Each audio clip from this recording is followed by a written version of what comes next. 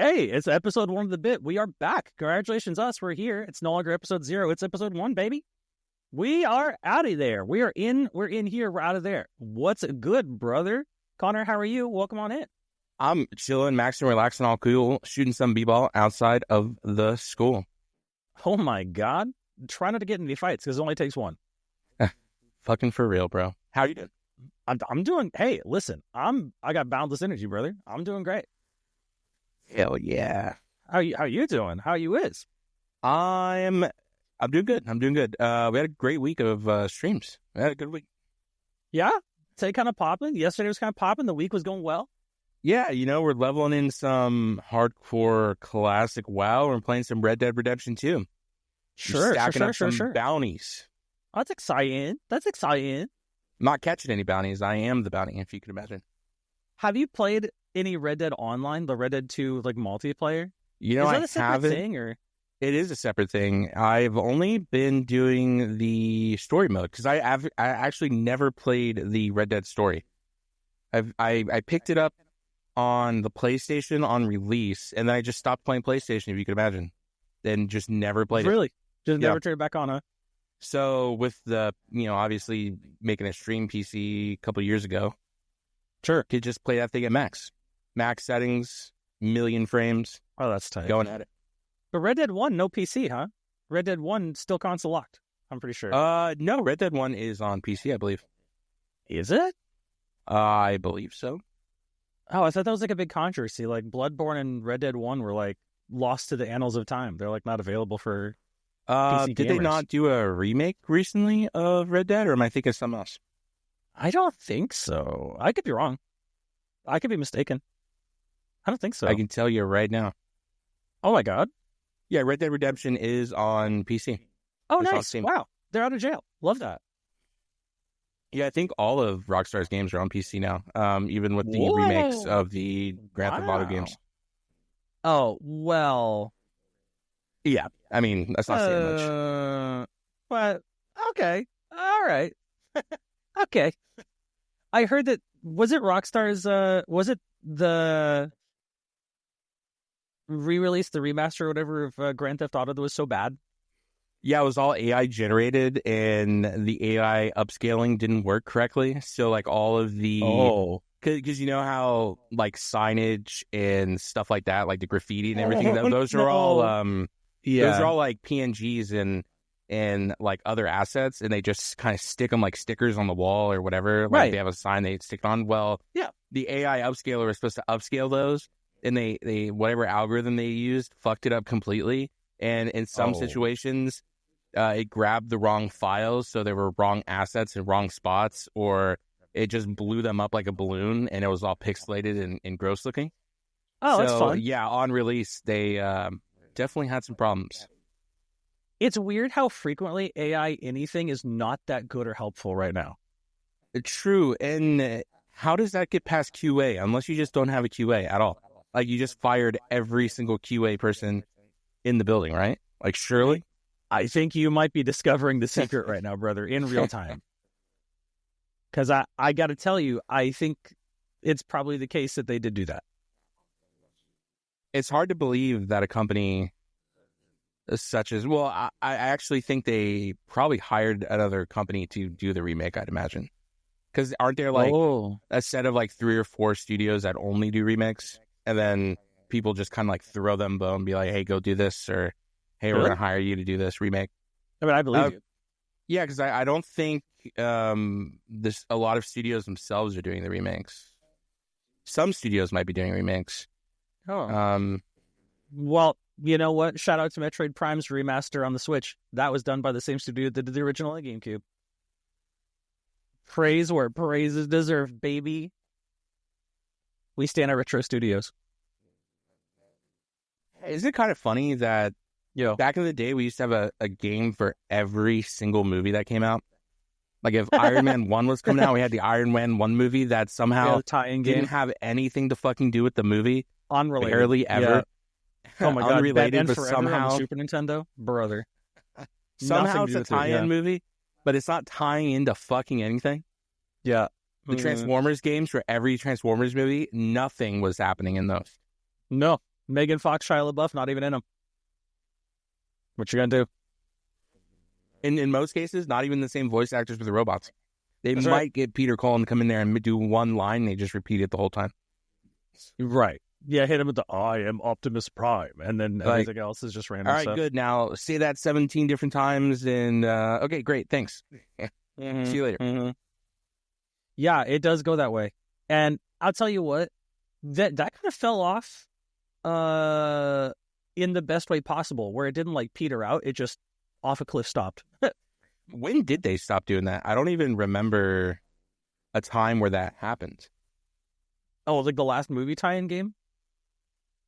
Yeah, You know when they what's- just like stopped doing it. You know what's really funny about you saying that? Yeah. I don't know when they stopped, but I do know the last movie tie-in game that I remember. Oh, well, what was that? It was the fighting game Dragon Ball Evolution for the PSP. Oh, Based on the no. live-action Dragon Ball movie, Dragon Ball Evolution. Imagine. They could have just released any of the old Game Boy games, and it would have been totally better than what they were trying to do. Yo, can I like soapbox about old Game Boy games for just 1 minute, for just a second? Sure, because I also have a point to piggyback off of the Dragon Ball thing after you. Oh, please. No, go ahead. I'll remember. It's locked in my bear trap. A deal was just inked by Bandai Namco and some, I can't remember the movie studio. Gundam is getting a blockbuster movie made. And so we know, we probably know how that's going to go. But in my brain, here's my little nugget of autism, right? I was like, oh, a Gundam movie, that's cool. How about they do a G Gundam series, a trilogy? Oh, trilogy. Okay. And it's all DEI, right? Anyway, so no, that's over. Gundam, we ended that. True, we ended it, but hear me out, right? Because Neo Japan, all those Neo states they have, right? Yeah, that's pretty DEI, right? So you make a G Gundam series, right? A movie series, but they all just look like Pacific Rim Jaegers. Oh, okay. Okay, I feel like that's how it's gonna go, right? Like they're not gonna make a Gundam series and it's gonna be like, oh wow, that was good, right? It's gonna end up like Dragon Ball Evolution, Gundam right? Evolution. Oh no, it's gonna be Gundam Evolution. Well, I was gonna say yeah, they're like students at a high school, but I guess that's Hiro and Relina and Gundam Wing, so maybe they will do that. Amuro Ray is gonna be whitewashed. It's gonna be like Chris Pratt. That's pretty. Zac Efron. Zac Efron, yeah, there we go. Zex will be or Trey, is it, or who was the in Wing? I was pulling Wing, but who was the original bad guy in like the Gundam, like where Armuro's the Gundam pilot or whatever? White Eyes Silver Helmet. Yeah. That's his Yu-Gi-Oh card name. White Eyes Silver Helmet. I don't remember his actual name. You can have Pedro Pascal as the bad guy for that because he's already used to wearing helmets, right? So you got him as the bad guy, right? Yeah, true. Yeah, and then you can have Robert Downey Jr. has to be in there somewhere because it's a blockbuster, right? You got to have all the big actors. Chris Evans is there somewhere. Yeah. Just throw all Jason Momoa, The Rock. True, The Rock. He can't even get into the pilot seat because he's just so jacked. Yeah. Amuro Ray should probably be Kate Blanchett. Oh, for real? Yeah. He does kind of act like. He does act a little bit like Kate Blanchett, right? It's not. But in my mind, I saw this breaking news, and I was like, "What if they just did a like Gundam Wing series, and it's basically just one big ad for Grindr, right?" Oh, because they're all twinks. Okay. They're all twinks. You get like that's you get true. like just a bunch of unknown actors. Oh, the randoms. But here's the deal, right? We break off from the original Wing timeline. Sandrock has exploded conspicuously, just out of nowhere. The movie starts with Sandrock being blown to pieces. The movie opens with Sandrock getting written out. Okay. The movie opens with Sandrock getting written out, and then Epion becomes the replacement because that's technically in all areas a better looking figure than two fucking sickles slicing things open, and somehow that's power. Like, well, Katra piloted the Epion anyway, right? No, Zex did. No, for sure. One time, no. No, I think at one point he tries the Zero system in Wing Zero. Yeah. Oh, it was the Wing Zero. And he gets overpowered by the system, and the system's like, "You're a pussy, get out of here." Yeah. I remember him using the Zero system, but I guess, it was in the Wing Zero, not the Epion. I'd have to look back, but I think at some point they all use the Zero system in a certain way, or like a copy of it. And then everyone's like, "Oh, Hero's the only one who can use it because he's not a pussy." And everyone's like, "Oh, it's too strong." I think about this a lot. I wish I had a GIF in really high quality of just that like 2.5-second clip of Katra's fingers going like a piano on the keyboard from like the side angle. Do you know what I'm talking about? There's there's like a black cockpit with like a blue glow from a monitor, and he's like across the keyboard. I wish I had that GIF. Yeah, Katra, what was a treasure and bad, useless character. Yes, useless character. Everyone's kind of cool and a top tier assassin.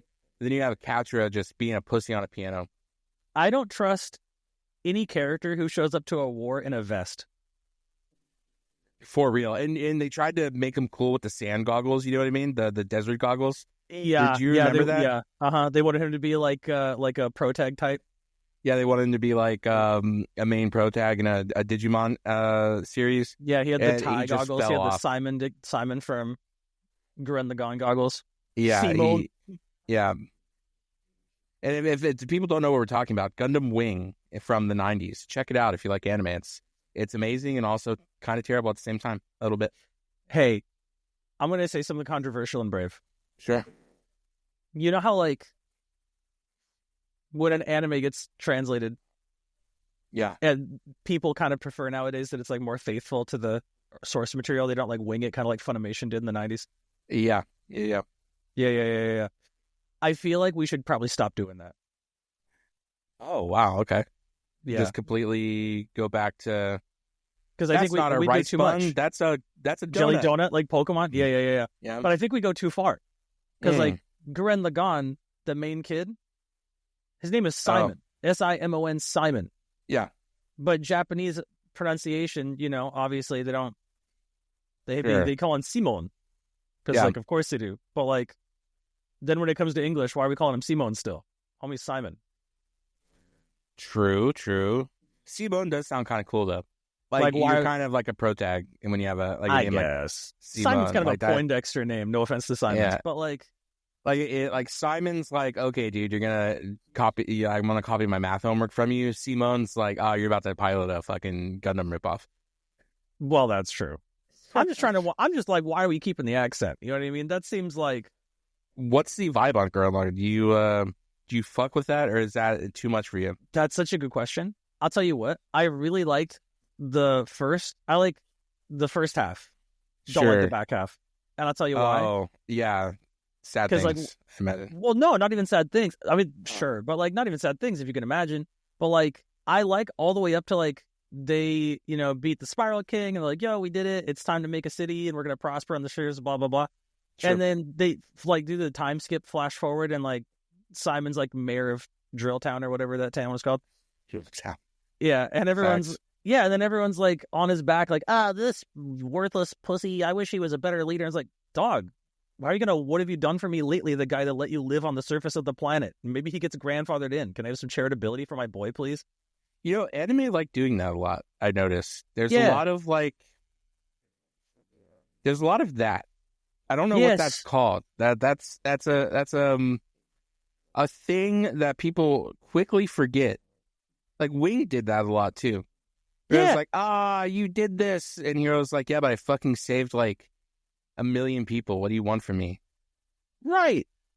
And it's like dog, he should get a yearly parade, brother. One little girl gets stamped out, and everyone hates you. But you saved like the whole world. You know what I mean? Well, I'm just saying, a homie should get a parade, brother. You know what I mean? Like, give this guy the Macy's Day Annual. There's no shot he should be like, what have you done for me lately right now? A lot of fair weather friends in anime, dude. You know what I don't like? I've been keeping up as a meme the dub releases of Daima. I was so sure you were going to say Ghost Stories, but go on. No, I think Ghost Stories is like over. They had like one season. That's it, huh? Yeah, but it is goated. It is goated. Yeah, I do need to watch that. But no, I'm watching the best show since if you could imagine Dragon Ball Super that crashed the internet. Dragon Ball Daima. That's funny. And it took streaming sites down from what I hear. Yeah, so not to spoil it, but who the fuck's watching it anyway, right? Like, spoilers, if you're watching Dragon Ball Daima faithfully, I guess take a break for a little bit. Come back. I respect that. So they're going to the demon realm, and the air is thicker in the demon realm, and they're kids, right? Sure. So obviously they've been nerfed. The balance patch came out, and they were like, nerf. Right. So Goku like can't fly much because it's thick air, right? Sure. There's a scene where their spaceship gets stolen. They have to fly across the demon realm on a what looks like a Q-tip. Oh, okay. Shot from a cannon of sorts. Right. And they're worried that they're gonna fall into the abyss, and if they go into the dark abyss, they can't get out.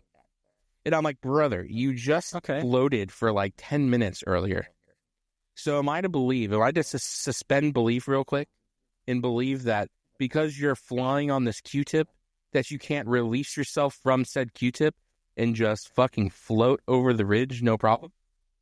Well, also, and again, not to be that guy, because real world physics, who gives a shit? It's anime. There's no real world physics. I mean, we can't do that. But am I to suspend my belief on a character that has... Yeah, I don't know. It's tough. I'm just saying real world physics, if we did do that, if we did consider the physics, homie would preserve that momentum. If he's floating, but he's flying on the Q-tip, and he starts floating on the Q-tip, it'll just carry him. He'll just glide. That's what I'm saying. It's like in Pal World when you use a grapple beam on like your grapple hook on the ground, but then you use hang use for gliding ability, and like it goes up, but you preserve the momentum and you fly across the stage like 1,000 miles an hour. But they make it this 5-minute like point of contention where you're like, oh my god, is he gonna make it? And it's like, brother, what do you mean is he gonna make it? Yeah, right. What are we talking about right now? It's the most zero stakes show. It's the DVD of shows. It's the DVD of anime. That's tough. That's literally rough. Zero stakes. You just got turned into a child. You haven't even you're not even the first series to do that, brother. It's not even the first series to do that in that franchise. You're the second one to do it. Yeah. We don't care. I don't care about this. I don't want to... listen, this podcast, we've never said it on the podcast. We've talked about it in the, planning stages. About to let loose? Listen, we try to keep this 60 to 90, right? Trending 90. That's kind of the idea. I'm not trying to show how the sausage is made too hard, but I am going to say, if we get into Dragon Ball, this is going to be a 6-hour podcast, and I'm going to be red in the face like a tomato. Do you know what I mean? Sure. I think when we get to 1,000 followers, maybe we do that's the special. That's the Shackles Unlocked. Yeah. Yeah, a little 6,000 or 6,000 hour little 3-day podcast. Yeah. Right. No stops. Yeah. Strictly just 72 hours of me on the mic losing my mind, foaming at the mouth. Yeah, but remember, Dragon Ball Super did so well, and it's so well regarded that it crashed a website once. That's what I'm told. That's what I've been told. What's funny? Dragon Ball, the Battle of Gods. Oh, that movie, the Z movie that transitioned into Super. The first season of Super, you could have just watched the movie for. Yeah. Well, they retconned the movie and the show immediately, if you can imagine. I hate that so much. That's the only movie I've ever seen in a theater where I demanded my money back. Yeah. Only one ever. So I walked up, I was like, hey, you need to reimburse me for that shit. There's that one Godzilla movie once that was fucking hideous and terrible. Godzilla, which one? 2000. Oh, really? Wow. The one with the eggs under under Manhattan or whatever. It's yeah, like, the 1998 the Godzilla with babies. Matthew Broderick. Yeah. The babies are hatching. It's fucking Jurassic Park. Yeah. I used to own Love that it. on DVD. You like that movie? I love that movie. I love that movie because it characterizes Godzilla as a cool mom. Yeah, that is you coded, huh? Shout out single moms. Shout out single moms. My mom's single mom. My mom. Well, I guess not single anymore. Was a single mom. Well, at a time. Yeah, mine also was at a time a single mom. Not currently, but she was. I guess every mom was single at some point in their life before momhood. Every mom was single at one point. But during the period of being a mom, single. Some are single and then become not single moms and then become single moms again. Some never become single moms again. And then some were always single moms and continue to stay that way. Yeah, and that's got to be the toughest one, no? Well, at least you don't have to worry about anyone else. I guess that's true. Well, you had to at some point or you wouldn't be a single mom. I mean, I'm a single dad to a beautiful white lab, so. Oh, I knew you were going to say that, and then I didn't know you were going to say that. That's weird, but I knew you were going to say that, though. But then I was like, what's he going to say next? Weird. Yeah, true. I am a loose cannon at times. Yeah, I was like, I know what's coming. But then you said single dad too, and I was like, is this new lore? But like, nope, it's not. And I knew it wasn't going to be. That's weird that I thought that for a minute. So, moving back around to Dragon Ball Evolution, what was the what was going to be the take on that? Oh, not Evolution necessarily, but like the old Game Boy games, like Dragon Ball. Well, I mean, I have some stuff to say about Evolution, but like, sure. Yeah, I'll tell you what. There was a Game Boy game that here's the thing. You know how like sometimes the game gets remastered as like a 2D HD, like 2D, 3D, 2D, whatever, like that Octopath Traveler art, like Dragon Quest 3 2D HD remix just dropped, and then sure, was it Eiyuden Chronicles? It's not like a remake, but it's like a Suikoden follow up that it's like Super Nintendo sprites, but in like a really nice 3D environment. I want that remake style for a game for the best Game Boy game ever made. What is that? Dragon Ball Z Legendary Super Warriors. Have you heard of it? Are you familiar? Is that the fighting game, or is that the Dragon Ball game where you play through every saga? You do play through every saga. I liked that game. I think we're on the same. But it's the card game. Oh no! Okay, I have not played that game.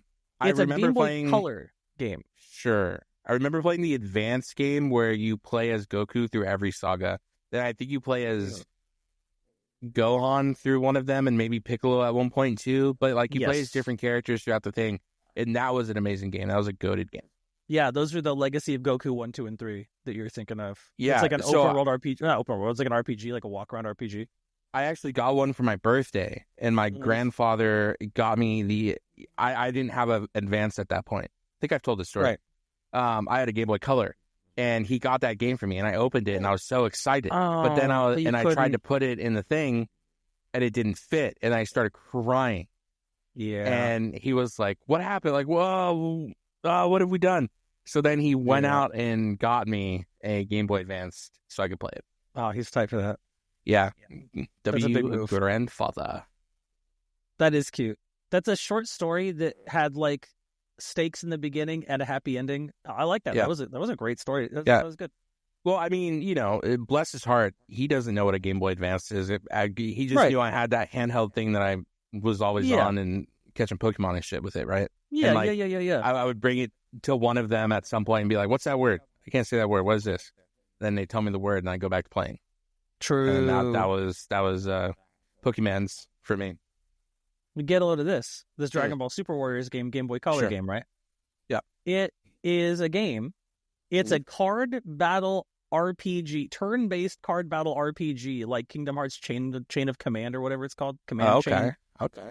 Yeah. So when you get into battle, there's like physical attacks and magic attacks and support cards. It's it's like a card game, right?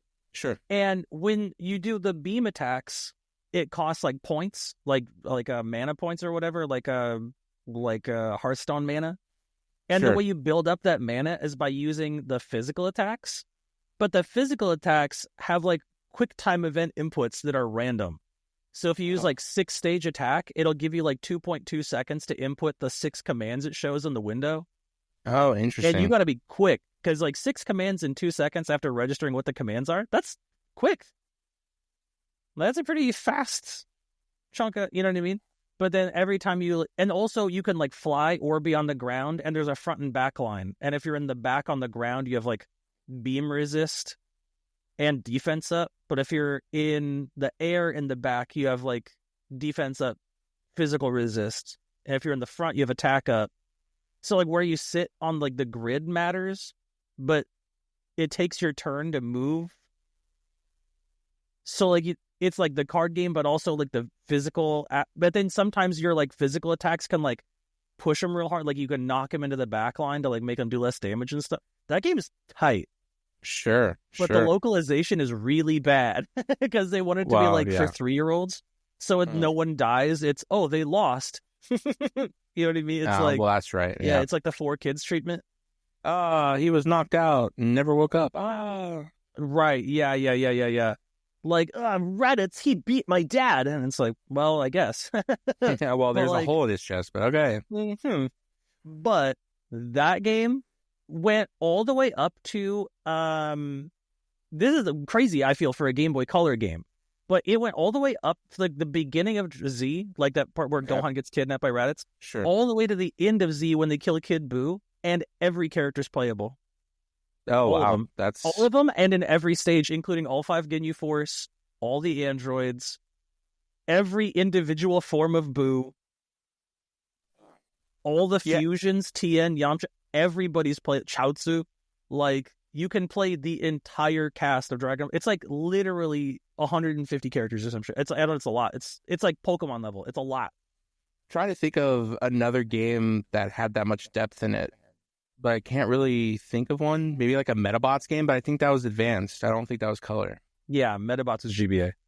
Where you like you fought the enemies and got their parts, so you could like customize your Yeah. You could you put the metal in there and different legs and shit. That game was can we talk about how underappreciated Metabots is from the standpoint of like people, children and adults owning little helper robots, but then you battle the helper robots sometimes. Yeah, it's kind of tight. And then they have like AI little medals, and some of them sometimes are broken and like are defiant and are like fuck you, but I'll like listen to you sometimes. They're kind of like Charizard. Yeah. Right, yeah, like you don't quite have enough badges, but they still listen a little bit. They're like, I'll do what I want, but like I want to win anyway, so I'm gonna listen. You know what I mean? Yeah, right. Yeah, I don't know. I wonder why that didn't take off as much as like other stuff did. Probably the dub, I'd imagine, was probably bad. You know what probably did it? It's the thing that kept me out of the anime. They're like Team Rocket guys, but it's like a baby in spandex. Oh, well, yeah. It's just hard to look at. Yeah, you're right. Tough. I like the concept of the show. Absolutely, same. Me too. A lot. Like if they did a remake where it was more, kind of like Full Metal Alchemist Brotherhood, kind of like gritty, kind of like, if the robot dies once, he's gone forever, kind of deal. And you have to fight like Shadow Realm type shit, you know? Or you take their metal afterwards, and you're like, your metal's mine, bitch. Just rip out their soul. Just rip the soul out, you know? You know, I used to do that in Yu-Gi-Oh. Oh, cringe. Okay. Yeah. There was, cause I don't know if you watched the Yu-Gi-Oh show at all. There was like there was like the seal of Orichalcos in one season where like if you lose, you like your soul gets ripped out or whatever. I would play people for their Konami ID cards. Oh wow! Like people would want a money match back, and they'd be like, "Oh, $50 on a game, $10, $100 on a game." I was like, "No, stakes aren't going to cut it for me. Well, let's play for ID cards." In elementary school, that was around the time Battle City was going on. Sure. And a group of friends and I made like we took a bunch of clear plastic and we kind of made the little. Remember, in Battle City they were battling for the cards, and then you stack all the cards together, and then it makes the map of where they're supposed to go. Oh, so we took a bunch of clear plastic and we smashed them together, and we drew whatever the fuck we drew on it. But like when you put them all together, it made like an image. It was probably terrible, but like we tried it, and then we would go around and duel each other to see who could like beat everyone else and collect the cards to like smash them together. That's tight. I like that a lot. That was fun. That's pretty That good. was a good time. But we had this friend who he was a little. What do you mean fringe? Hold up. What do you mean cringe? Who said cringe? All right. Anyway, go ahead. Hold on. You son of a bitch. You're going around snatching people's souls out of them. You know what I mean? Like, I cut up those ID cards, by the way. Oh, start the season over. It's over for you. Go get a new one. They're free. It's fine. That's crazy. Yeah, you lose your point progress for nationals and stuff. You keep around a big pair of scissors and you're just like snip right in front of them. Yeah, like, in my backpack. Yeah, it's over. Yeah, get out of here. Shink. That's crazy. I'm like, well, just ended your career. Start over. Have fun. You know, I was gonna say if the Genshin streams don't work out, you could always be one of those live duel TikTok guys. Yeah. Yep. He was literally born a rat. Yeah. My producer is calling us a rat. Our producer is calling me a rat, rather. I said it backwards. This is true. Yeah. Yeah. Producer is calling me a rat. True in every form. You are the rat, yes, and also, well, I believe it. If I was gonna do, you know what? If I was gonna do one of those live TikTok duels, I wouldn't use the arm thing. You have to. I'd do the Yu-Gi-Oh! 5Ds version. I'd do it. It's on the motorcycle. You just have a live motorcycle in your room, but don't they have a dual disc kind of thing as well on the motorcycle? They have to like ride with one arm and like do the thing and like. I think it's part of the motorcycle. Oh, I could be wrong, but I think it's like attached to the motorcycle. I won't say how I know this. I'll just say I am up late at night sometimes on TikTok, and they do have different dual discs. So I don't know if those are just from later seasons or whatnot. I kind of noped out after probably Battle City. I was kind of like, yeah, the one right after Battle Cities where they get the new dual disc. Okay, yeah, because I saw it was a group of 3. They were doing like a tri-battle or some shit. Yeah, okay. And they each one had like a different dual disc of some sort. Oh, yeah. Yeah, there's one guy I watch, and he's definitely like a Kaiba stan. He has like the trench coat that goes down and like fucking folds out a mile wide that way, you know, behind him. Yeah, I know that guy. He's kind of tight. Yeah. And so, he plays with conviction. I'll tell you that. Yes. I could watch him if I'm having a bad day and I'm like, gotta go duel somebody. What am I doing? I gotta go save Grandpa, you know? I wonder if those guys know how to play the game or not. Or if they're just like doing shit from the anime. No, they're pulling cards for real. They're playing. Really? They're not hitting the pot of greed allows me to draw 3 cards from my deck. Like they're they'll draw the card and they'll like show it to the camera. They'll be like, I play, and it's like you can see the card or whatever. Oh, but they're doing the anime like they're doing the anime call outs, but it's like they're using real cards. They're not doing like Karibo in defense mode, and if I summon 3 Karibos, I can summon King Karibo, or I have a time wizard, and you know he plays a time wizard. Now I have a 1,000-year dragon. You know, like it's not a good Joey voice, but It looks like your happy ladies are all aged out. Yeah. Yeah, I know what you're talking about. Yeah, or I went to nationals one year, 2011, and I as a competitor, and I had an opponent who did that. He was like LARPing the anime mid-round at nationals. And did it feel good to beat those guys? Because I imagine beating one of those guys. It was sad. Really? Yeah, there was no joy in my heart. Like I felt bad that he stole from me the joy. Although I'll tell you what I did do. I did it back at him. I just met his energy. I was not. And when he lost. I could see how excited he was that I was participating in his little delusion. But then also when he lost, he like looked like he was going to cry. And I was like, oh no, I just ruined someone's day. No. Well, you lose sometimes, though. Yeah. No, you can't win them all. That's the rule. And how was the smell in some of those places? Because I went to a gamer meetup. A dangerous sentence. A dangerous sentence. And you could probably understand why, because it was at a bar. They like bought out a bar or whatever for a night. It was like a community event kind of thing. Sure. So it was drunk, sweaty nerds Oh yeah. Playing games, and it was the worst smell imaginable. Because I'm sure some of them haven't taken showers in weeks or don't even have water to their residence, I'd imagine. Sure. So I could only imagine a TCG meetup at a national setting probably is the worst smell you've ever smelled, I imagine. You know, nationals isn't so bad because nationals is by and large individuals who had to pay for their plane ticket to get there, so they have some money. Oh, okay. So they can't afford the water, but right. But yeah. But there was a few. There's some stinkers in the mix. Let's not get it twisted. But the locals and the regionals, that's where it's bad. Now, do people weaponize that? They go, I'm not going to shower for a week to fuck with these people. Is that like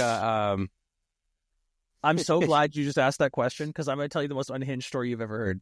I'm gonna pre-do. Okay, hold on. I am going to preface this story with a little sidebar. There are locals quite commonly that they have like a sign poster, like a piece of paper, like a notice posted. You can't get in unless you have deodorant. Oh, I love that. It's that bad. Like it's like that. So it's like TCG Card Shop Simulator, you literally have to spray them as they walk in. Yeah, but instead you're just like, there's no spray. Go home, kid. So I was assuming there would be like a metal detector, but instead there's like 17 cans of Axe, and you walk through it and it sprays you down. That's before funny. You enter the convention. That's really funny. But no, they won't let you in. They'll the local ones, because they happen like a card store or a library. They're like little venues, you know. They're not well ventilated. They're not well air conditioned. Not at all. No, and when you walk in, like there will be a thing. Like the owner will be like, "Read the sign." Like if you stink, you go home. Yeah, but, they do weaponize it. I made a mistake of walking into a card shop during like Warhammer 40K night. Mm-hmm. That was an error. Bastards don't shower. No, they're too busy painting models. I had to like do one of the little like and for people just listening to audio, I'm pulling my shirt over my nose. Yeah, and I had to quickly get in, and I think I was getting like card protectors for like a recent board game we purchased. Mm-hmm. And I was like in there and out of there. I was like, I cannot stay here very long. Like it just lingered. Then I want to go back to Yu-Gi-Oh. I think about it all the time, and then I remember how bad the game is, and I don't. But I want to really bad sometimes. What makes the game bad compared to what it was? I do know. I have a friend, George, who plays it, and he showed me a combination, and it didn't even seem like a combination. It was literally like, I'm going to play 50 cards in a row, and you're not going to play the game, and I beat you. Yeah. That seems like what Yu-Gi-Oh! Is now. Yeah, that's common. That happens. But, okay, so hear me out, right? Hear me out. Sure. There's a couple of problems. First of all, this is going to tie back to your question about weaponizing stink. I love that. I'm not losing that train of thought. That's still in there. Sure. So the first thing is that, like, Yu-Gi-Oh! Is not Yu-Gi-Oh! Anymore. And what I mean by that is, like, you know when you go play chess, it's the same chess that it's been for, like, 100 years. Yeah.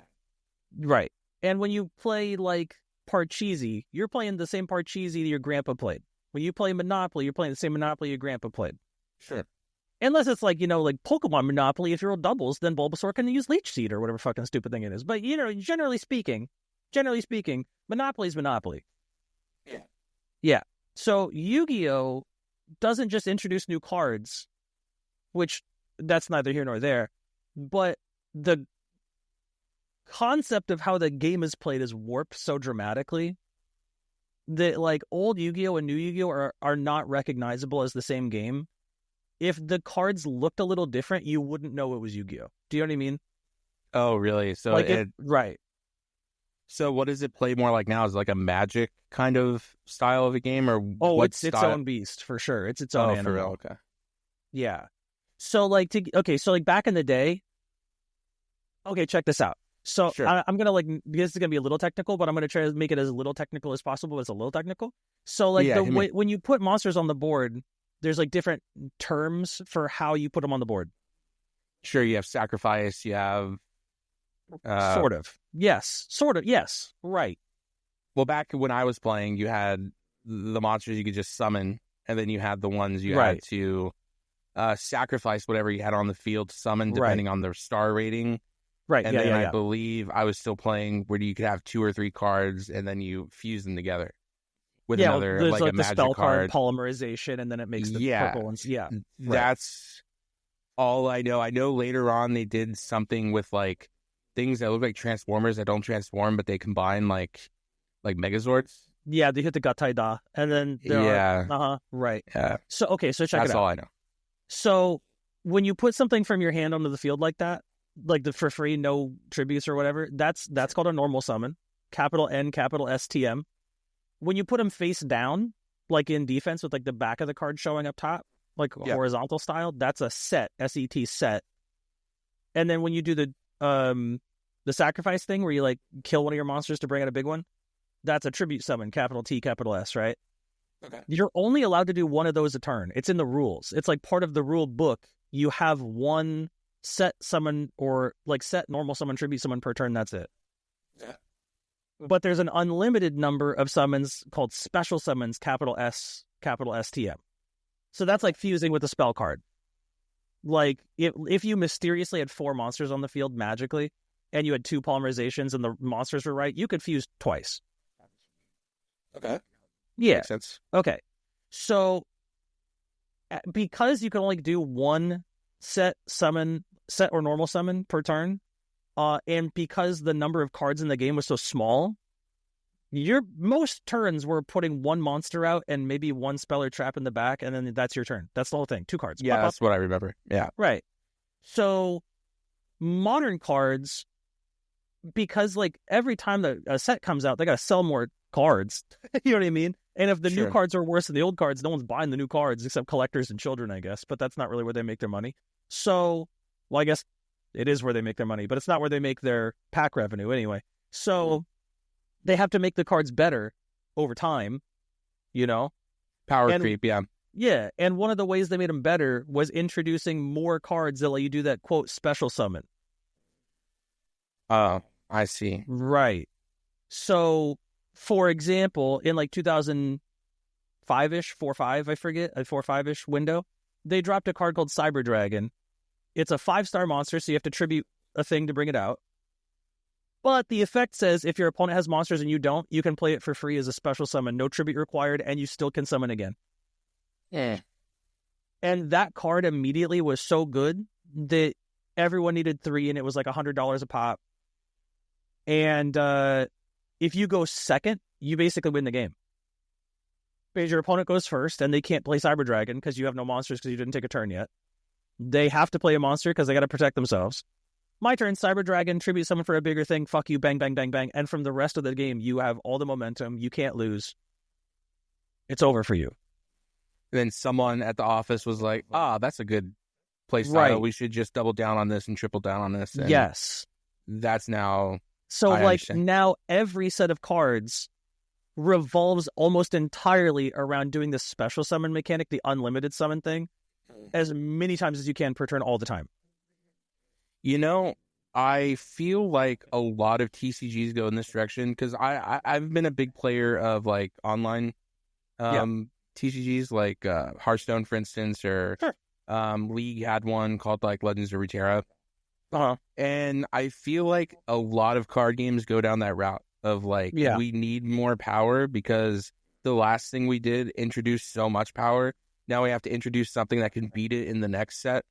And I feel like last time I played Hearthstone for real, it felt like that. It felt like exactly how you just explained. It's like, okay, cool. My dude who I'm playing against has like 3 mana, but he somehow summoned like 70,000 things. And now, because I don't spend $100 per month on this game, I lose. Right. Yeah. And that doesn't seem fun. That's right. And back in the day, the big monsters that you attribute for didn't do anything. Sure, like, they were just they were just big. Yeah. Like the benefit to them was that they had such high stats that they didn't need a good effect because they were inherently very strong. It was very much a defense attack game more than a special. Right. Like even if your friend like somehow had the Exodia in English, like he wasn't really that's a playing different thing, it. Yeah, Exodia was bad, to be clear. Like, or except like he was not good. if your friend just like happened to get a god monster in one of his packs, and then he's like bringing it to school to show everybody. It's not like he was playing it for real. You know what I mean? Like people weren't, at least in the circle I was playing with, people weren't really doing that. Like, I'm going to toss some names out there. You tell me if I'm crazy. You probably had to deal with a lot of Lojin, mystical genie of the lamp, a lot of mystical elf, a lot of giant soldier of stone, summon skull. Because we all either had like the starter decks and we would mix and match them together, or for Christmas someone would get a structure deck, or a couple of us would get a structure deck, and then we would use, because the structure decks came with like better cards, and they were kind of like true to the show, and like the Yugi deck had Dark Magician and the Dark Magician related stuff. So you could mix and match that with the starter decks, and you could actually turn out a really cool looking deck with some of those monsters or whatever. But it was more so like managing defense and offense, less managing 70 different traps you have set up, or managing a special summon combination of putting it together like a hamburger, like, put the mayo on bottom, burger, you don't have to worry about too much. You just kind of like play stuff and and that's, I think, the most fun, to be clear. I like old Yu-Gi-Oh a lot. Old Yu-Gi-Oh, like 2000, there's a name, a GOAT format was like a particular window of the game. Is the best the game ever was. It was in like 2003-4. It was the most, all the way up to like 2006. Like there was like there's a GOAT format was kind of a window, but that was the best the game ever was, period. If the game stayed GOAT format forever, I would never have quit. I would still be competing. I would be going internationally for tournaments. I would still be playing GOAT format every day. Sure, the game just kind of lost you. Yes. Yeah, exactly. And keep in mind too, right, that not only did this is such a like specific tangent we're on right now. This is a weird thing. I mean, you know what I mean? It's a podcast about anything and everything, right? You just kind of go with it. That's true. But like, because the high stats were like the appeal of the big monsters, the really, really good effect monsters had terrible stats, to be clear. So like Maneater Bug said if you put it face down and then it gets flipped face up, you can just kill any one monster. It doesn't matter what it is or how, it's gone. But it only had like a 450 attack, 600 defense. It was like bad. It was like in terms of using it to battle anything, the card was shit. But you had that one-time pop effect, so it could kill Blue Eyes and Dark Magician, Summon Skull, whatever, these whatever cards it is you remember from your childhood, right? Sure. So, same with, there was a Magician of Faith, has like 300 attack, 200 defense, trash monster for fighting anything. But if it's a face down thing and it flips up, you get to take any spell card from your graveyard and use it again. So you could reactivate like Heavy Storm to destroy all spells and traps, or Dark Hole to kill every monster on the field, or Monster Reborn to bring back a strong thing. Like it let you get these powerful spells back, and that was so good that the trade-off was that your stats suck. Sure. Right. So like modern cards, also, it's worth noting that old cards had one effect when they had an effect. Magician of Faith did that one thing. Maneater Bug did that one thing. It was very simple back then. Some cards didn't even have any flavor text to them. There was just like, most of them did not. Monster of Stone. Like, cool. Yeah, right. Most of them had no effect. Yeah. In the first set, there were 5 monsters with effects, and I think like 106 monsters with no effect. So monsters that had a thing that they did were unbelievably rare, to be clear. And you can tell me if I'm wrong, I believe during Battle City is when things kind of started getting kind of out of hand with like... Yes. I remember I couldn't play a match without like... without having to be like, hey, can I read that? Because there's no way you're holding all of that information. No, yeah, even at like nationals and stuff, you're going to be asking your opponent, hey, can I read that? Like even like a real competitor, you're going to be like, I didn't memorize this. What's that do? All the time. And I think that's kind of why I kind of stay away from TCGs. It's at least in-person TCGs, because it's like the amount of times you have to add, like when it's so intricate to where like you have to take 5-10 minutes to read something to understand what's going on. It takes me out of the game. It kind of removes me completely from the game, and I totally, at least my mind, I get totally lost on what I should be doing. Right. No, sure. Or of like course. my strategy or whatever the fuck. I guess that it could be a meta strategy, I guess, is just confuse the hell out of your opponent. I would just be confused. That's what I did. I would, Yeah. you know what I did? I would be the friendliest yapper nonstop, but then I'd be playing cards while I'm yapping, and they're yapping back at me and not doing anything about what I'm playing. Yeah, true. Worked every time. Or if you're playing locally, like I was in Oregon at the time, I was in Portland, and I'd be playing, and I would like make friends with people at locals, so they're like more, friendly to me in general, because I'm like Mr. Everybody's homie. And then at regionals, where a tournament actually matters, I've already beaten you, because now you're going to go in thinking, oh, this is your boy, we're just going to yap it up, and I'm just going to roll you over at regionals. True. Like, I beat you at regionals 3 months ago before regionals started. Do you know what I mean? Yep. And it worked a lot. It worked constantly. But. I guess getting in their head is we used to do that. Like, I used to play sports younger, and you would definitely try to intimidate the other team or do whatever you could to throw the other team off, say some out-of-pocket thing to, like, get them off kilter a little bit. Oh, well, you know what became really popular? Because, card sleeves, little plastic barriers. Sure.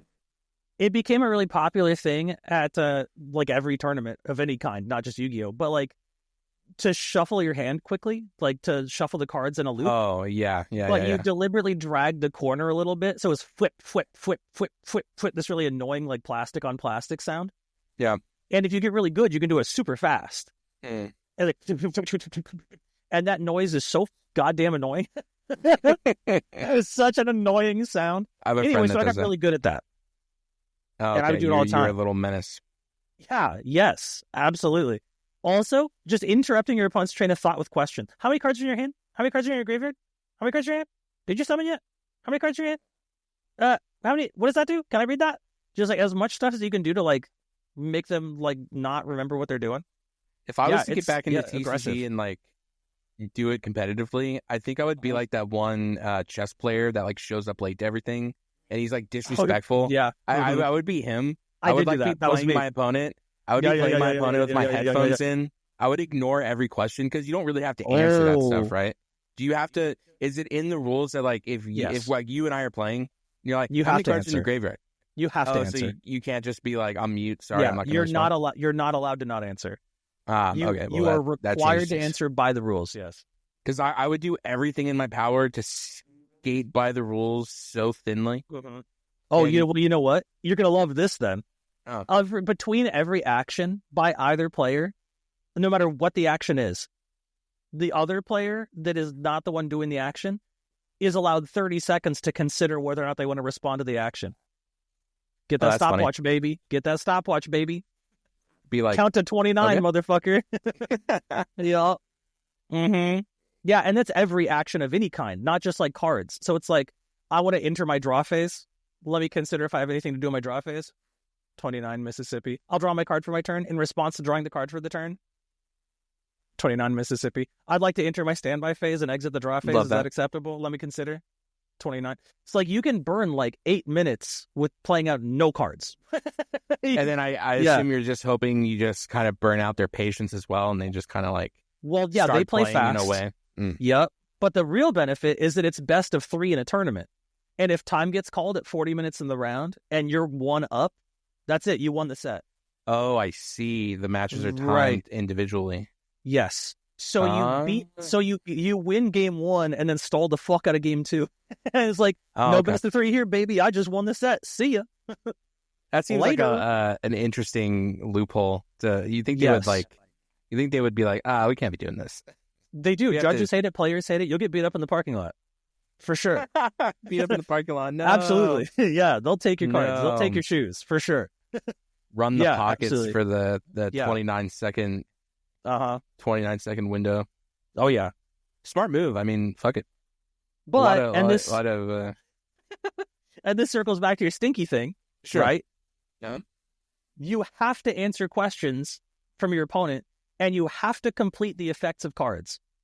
You're not allowed to say that card. Like if I play a card that says destroy your monsters, you're not allowed to say, nah, they stay on the field. Fuck you.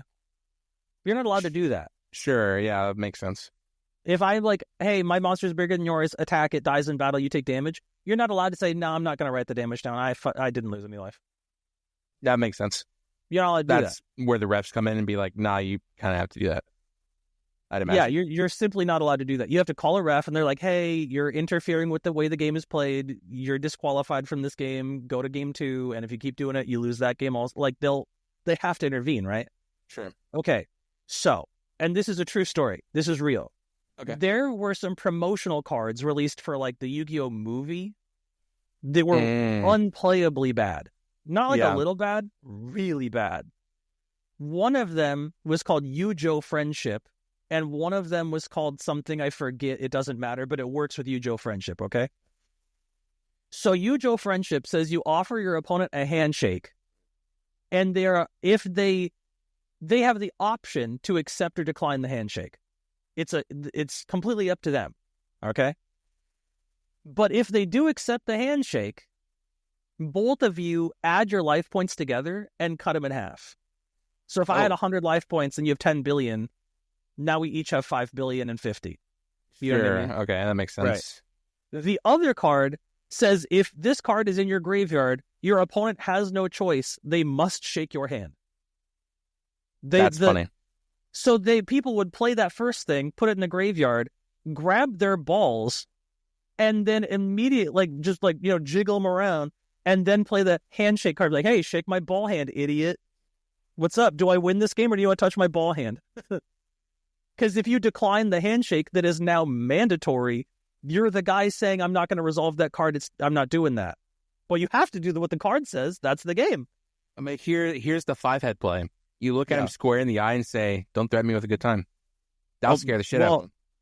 Doesn't matter. They played the card. Handshake time, baby. Scared or not. Buckle up. You're getting ball hand. I would reach my hand out. I would look him straight in the fucking eye. I'd shake that hand. And I go, let's do it again sometime. Yeah. Hey, and some people did do that. Blow a little kiss. Go. Yeah, this is true. It became a meta thing where the first response to that was that players that knew what was up started carrying plastic gloves in their backpack. That's hilarious. The disposable latex gloves. Sure. The second layer of defense was that Konami found out about it. I guess Upper Deck at the time. They found out about it, and they started being like, hey, if someone tries to do this, disqualify them from the entire tournament. Well, that's right. Right. But for a while there, that was just a thing. For 3 weeks, that was a thing that people were doing to terrorize people by weaponizing their unwashed balls. Could you imagine, though? Could you imagine that's the real... that's actually how COVID started? Some regional tournament where... Yeah. Shaking ball hands, you know? Yeah. Oh, yeah. But when I tell you, they do weaponize their stink. Yes. That did happen. Yeah. I guess the only other thing you do is you could just get some hand sanitizer, squirt all that shit in your hands, and then hit them with the wet hand sanitizer hand. Be like, you initiated my real life trap card, baby. Sanitizer hands. You've activated my trap card, Purell. And then you do one of the things where you put a little too much in your hand, and then when we go to slap hands, it explodes everywhere. And there's just sanitizer everywhere, and your neighbors are getting hit by it. Everyone's shrapnel. There's raincoats and shit. Oh yeah. I did see one time there was a dude who did it back. Oh really? He reverse balled him. He was like, two-way street, bitch. I guess that cancels out, no? I'm saying, can't do a stinky to a stinky. They were both doing it. They both had the Yu-Jo Friendship thing, and he was hilarious. That's my strat too, bitch. I'm not scared. I mean, I guess there's nothing stopping the other guy who has to be forced to handshake to also do a little ball rearrangement and then double it up. That's right. And then it's kind of like, well, I'm just doing the same thing you're doing, and then I'm not afraid of you. Now we're double balled up. Yeah. And double balled on Tournament Tuesday. That's such an interesting concept. Yeah, right? Such an interesting also rule for a card that you must handshake. That's kind of, I don't think I've ever seen a card like that. Yeah, it was like the old the Magic Unhinged series where it's tear this card up and throw the pieces in the air, and anything the pieces land on dies. Well, I know that's right. Boys do be just kind of weird and wild at all times, especially especially I think when something is on the line, when you're at a when it's a competitive situation and you need to win at all costs, people will do some crazy thing. Bro, that same 2011 Nationals, there was a dude who was like losing his game against an opponent. And like, you know, deck boxes for cards, like sometimes they're like leather and sometimes they're like plastic or whatever. So I think it was Ultra Pro used to have the like thick metal ones, like aluminum ones. Yeah, I remember this. Yeah, and they would like open like vertically in the middle, like you like little two halvers. And this dude was losing his game at 2011 Nationals in I think it was in Pittsburgh. But we're chilling. I'm watching. I'm like 8 or 9 tables down, but I'm like I can see the guy. You know what I mean? And this dude's losing, and he I guess got tired of losing, so he grabs his opponent's deck box, a little metal deck box, and just hucks it across the room as hard as he can. And it hit a cop. Oh no! And my man got booked for assault on an officer. Yeah. Battery of an officer, destruction of personal property, disorderly conduct. My man caught charges. I mean, not my man. Could you imagine having to go to a interview and talk to the HR manager and be like, "Yeah, look, you're gonna find some interesting stuff. I was booked and charged with assaulting an officer at Yu-Gi-Oh! Nationals, and then you just hope the HR guy also is a Yu-Gi-Oh! Fan and be like, oh, you know, I was there when that happened, yo. That's awesome. You got the job, no problem. Yeah. Oh, yeah. Probably not happening, but you could only hope. Assault on officer, you're kind of cooked at that point. Yeah. Imagine being the officer and you're like got out of police work and then you moved into HR because people threw shit at you and you're like, I don't want to work no more. And now it's the guy. Yeah. And then it's you're like, it's the same officer doing the hiring. He's like, it's you. Like, oh. Uh-oh. How the turns have tabled. Yeah, truly. Truly. For it.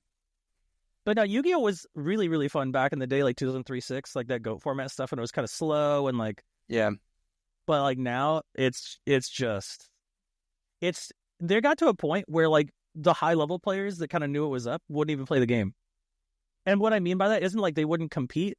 Like, I've done this a million times. You'd get to like top 8 at a regionals or, you know, top 2 at a locals or something. And then like your opponent is someone you ostensibly know because the number of good players, like you end up knowing each other. You know what I mean? Like, yeah, there's like a little circle for sure. Right. Happens with like, a lot of. Yeah. Right. Exactly. Right. And like, you know each other and you're like, hey man, whichever one of us goes first, we're going to win. And then whoever goes first in game 2, because you get to pick, you get to pick, like if you lose game 1, you can choose who goes first in game 2 and vice versa. Yeah. And if you lose game 2, you can pick who goes first game 3. So it's like, hey, if I go first game 1, I win, you win game 2, I win game 3, that's the set. You want to just like high roll a die for it and we can go get pizza and call this fucking just whopsh. Like, I get it. They just kind of roll for whoever rolls highest wins. They don't want to go through the hassle. Right. Because whoever rolls highest is going first, and whoever goes first wins anyway. So it's just like, well, you got a 5, I got a 6. Judge, I won the match. All right, let's go to Pizza Schmitza. Get out of here. Like, yeah, it's kind of like you probably had these happen before, where you get together with some IRL friends and you guys play poker or something. You play something for money, and then you know how the game always drags on to the point where everyone's kind of like, I'd like to get out of here, but I don't want to forfeit all my money. Everyone just gentleman agreements, and everyone goes all in, and whoever wins wins. Yeah. Yeah, or like Monopoly, kind of same thing. You're halfway through the game, people are like, I really don't want to be here anymore. Can we just somehow end this? Bro, when you're 4 hours deep on Monopoly and it's like 3 a.m, you're like, I'm fucking tired, Grandma. Like, I'm trying to go to bed. True, but I get my second win once that first hotel hits. True. Once that first hotel hits and you get that money. Yeah. Do you have preferred properties in Monopoly? Yeah, I do actually. I haven't played Monopoly in a while, but green properties are they do it for me. They do it for me. I make the most money off the green and blue properties, I think. I'm an orange and yellow guy. I don't know why. I think they're kind of more expensive too, so it's one of those things where if someone late game lands on them, they're kind of cooked. If you set it up properly, yeah, like one like when someone lands on one of those big properties, it's kind of over. And even too, like if I get lucky and get like 1 or 2 railroads, I'll kind of like, I'll try to finagle my way, be like, hey, I'll trade this for this, and try to, pick up some, because everyone goes for the cheaper ones. Everyone goes for like yellow. Everyone goes for red is a little cheaper as well, I think. Or is red more expensive? Red is the one, but it's purple, powder blue, fuchsia. Powder orange. blue is one of the cheaper ones. Yeah. And then fuchsia, orange, red, yellow, green, blue. Like true So blue, like sometimes boardwalk blue. So green is the second most expensive. Red is the fourth most. Yeah. So sometimes I'll be diabolical. I'll pick up 2 of the powder blue ones sometimes, and I'll use this trade. I'll be like, I'll figure out who has the other blue one, and I'll make it seem like a really great trade. So I'm like, I'll give you these 2 for that green one over there.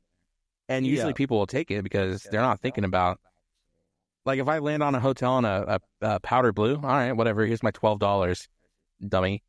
But like you land on a hotel on my deep green, my dark green, it's over. Oh yeah. Yeah. Right after you bought a bunch of hotels too, you're going into bankruptcy, you're selling off assets.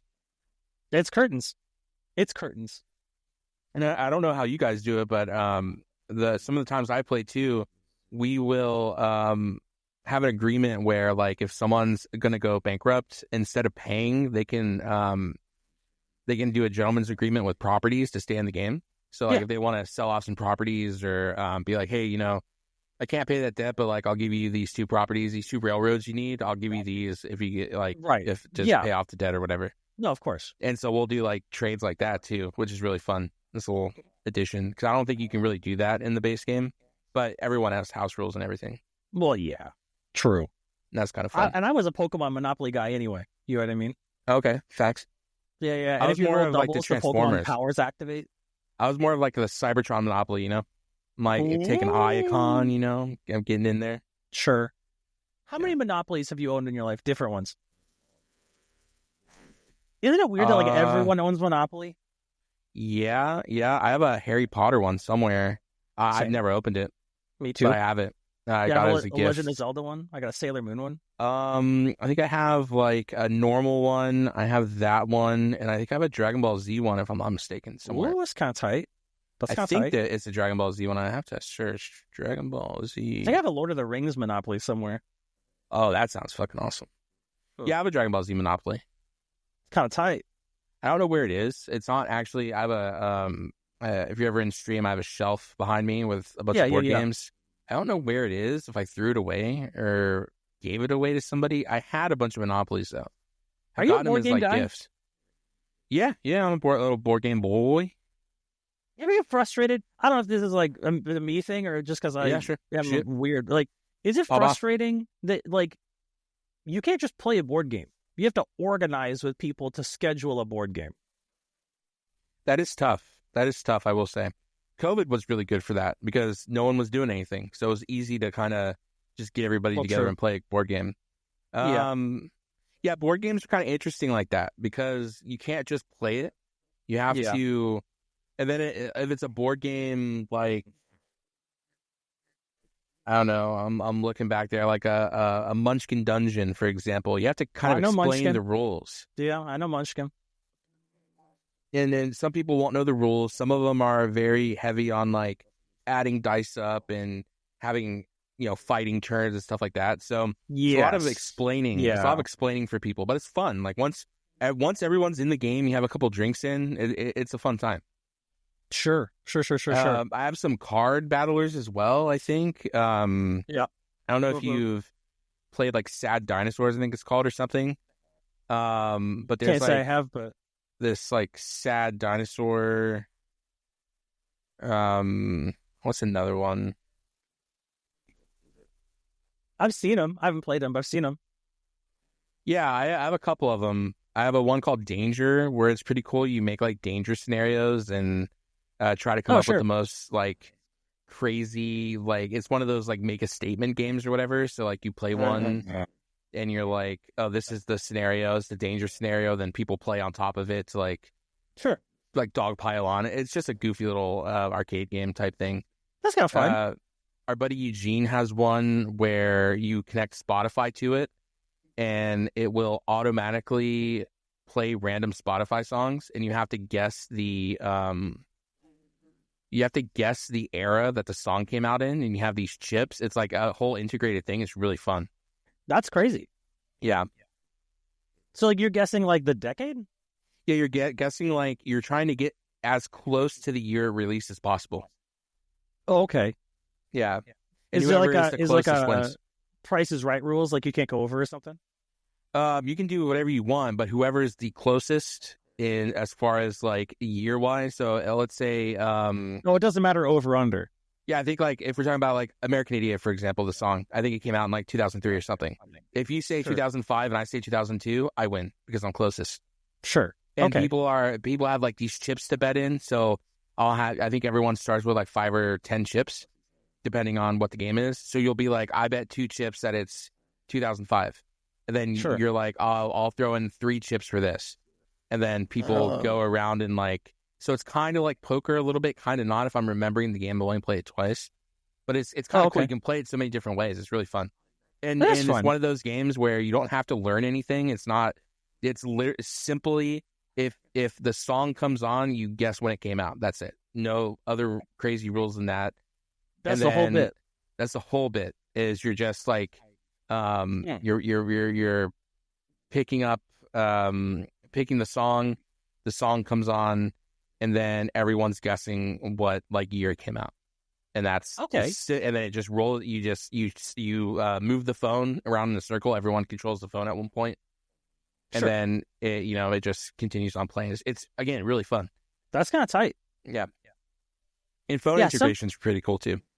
Some board games are so sick, dog. Yeah. Categories. I fuck with the categories. You do seem category coded. I'm not really into categories. I think I appreciate that question mark. Anything where I have to know crazy information that I wouldn't normally know, like what was that one revolutionary board game that came out where like it was like, oh, it has DVD and you put it in DVD player and it's like they had a Harry Potter version, Quizzle or something, or there was a Trivial Pursuit version with a DVD. I don't know if it was the first one to do it. I don't know if it was the first one to do it either. Producer might know. Jamie might know. We're asking Jamie, producer on the line. Question mark. First board game that was a trivia game that had DVD integration? Question mark. It had DVD integration and it had like so many other partnerships. There's like a Dragon Ball Z version, and it was like it would ask you questions. It would be about random questions about the IP. Yeah. Seen it. There you go. It's seen it. Thank you, producer coming in clutch. I'm being told by our producer. Yeah, it was Seen It. It was like they had Dragon Ball Z version at one point. There was Seen It. Harry Potter, when Harry Potter was blowing up, that was super popular because it was a game where, with card games, right? It's one of those things where, Cards Against Humanity gets kind of boring after a while because you know all the cards and you're like, okay, cool. But like you could go for a full game of Seen It and not get all of the things they have loaded up on disc. So it felt like a game that you could play over and over again and still be seeing new content. And then, too, what was cool about it is they would release content pack upgrades. So, like, it would be like, oh, you have Seen It, but download or buy the Seen It Disc 2, and then that will have, like, more content. They had a horse armor for Seen It?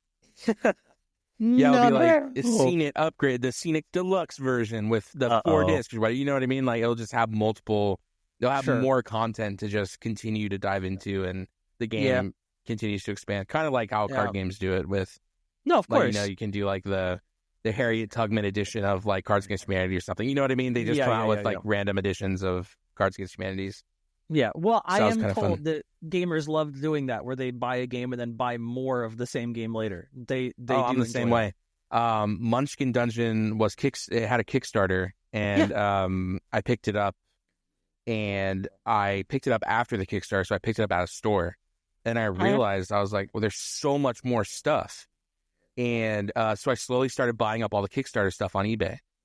And then I was missing, there was it came with like a whole other board. And I couldn't find the board in like the other Kickstarter pieces. That was like $100, $200 worth of stuff I didn't have. And I was like searching. I finally found it at a Dallas game shop. So I call a game shop up and I'm like, hey, so, I'm like 4 or 5 hours away.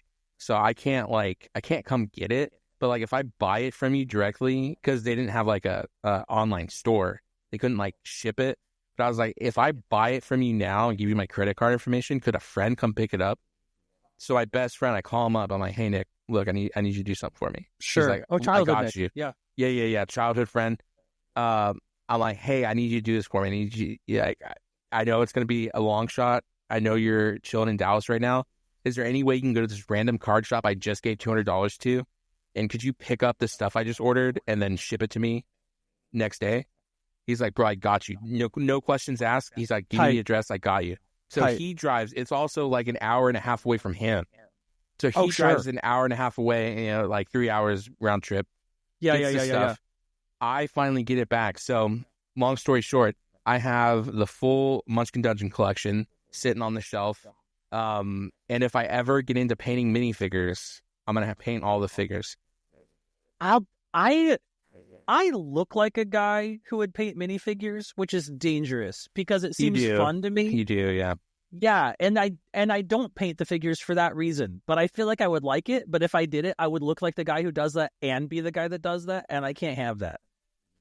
It feels like a lot, though. It feels like you need a lot of paint. It feels like you need a lot of airbrush material. Yeah, it feels like you need a place where you're not going to pass out from the fumes of said paint. Yep.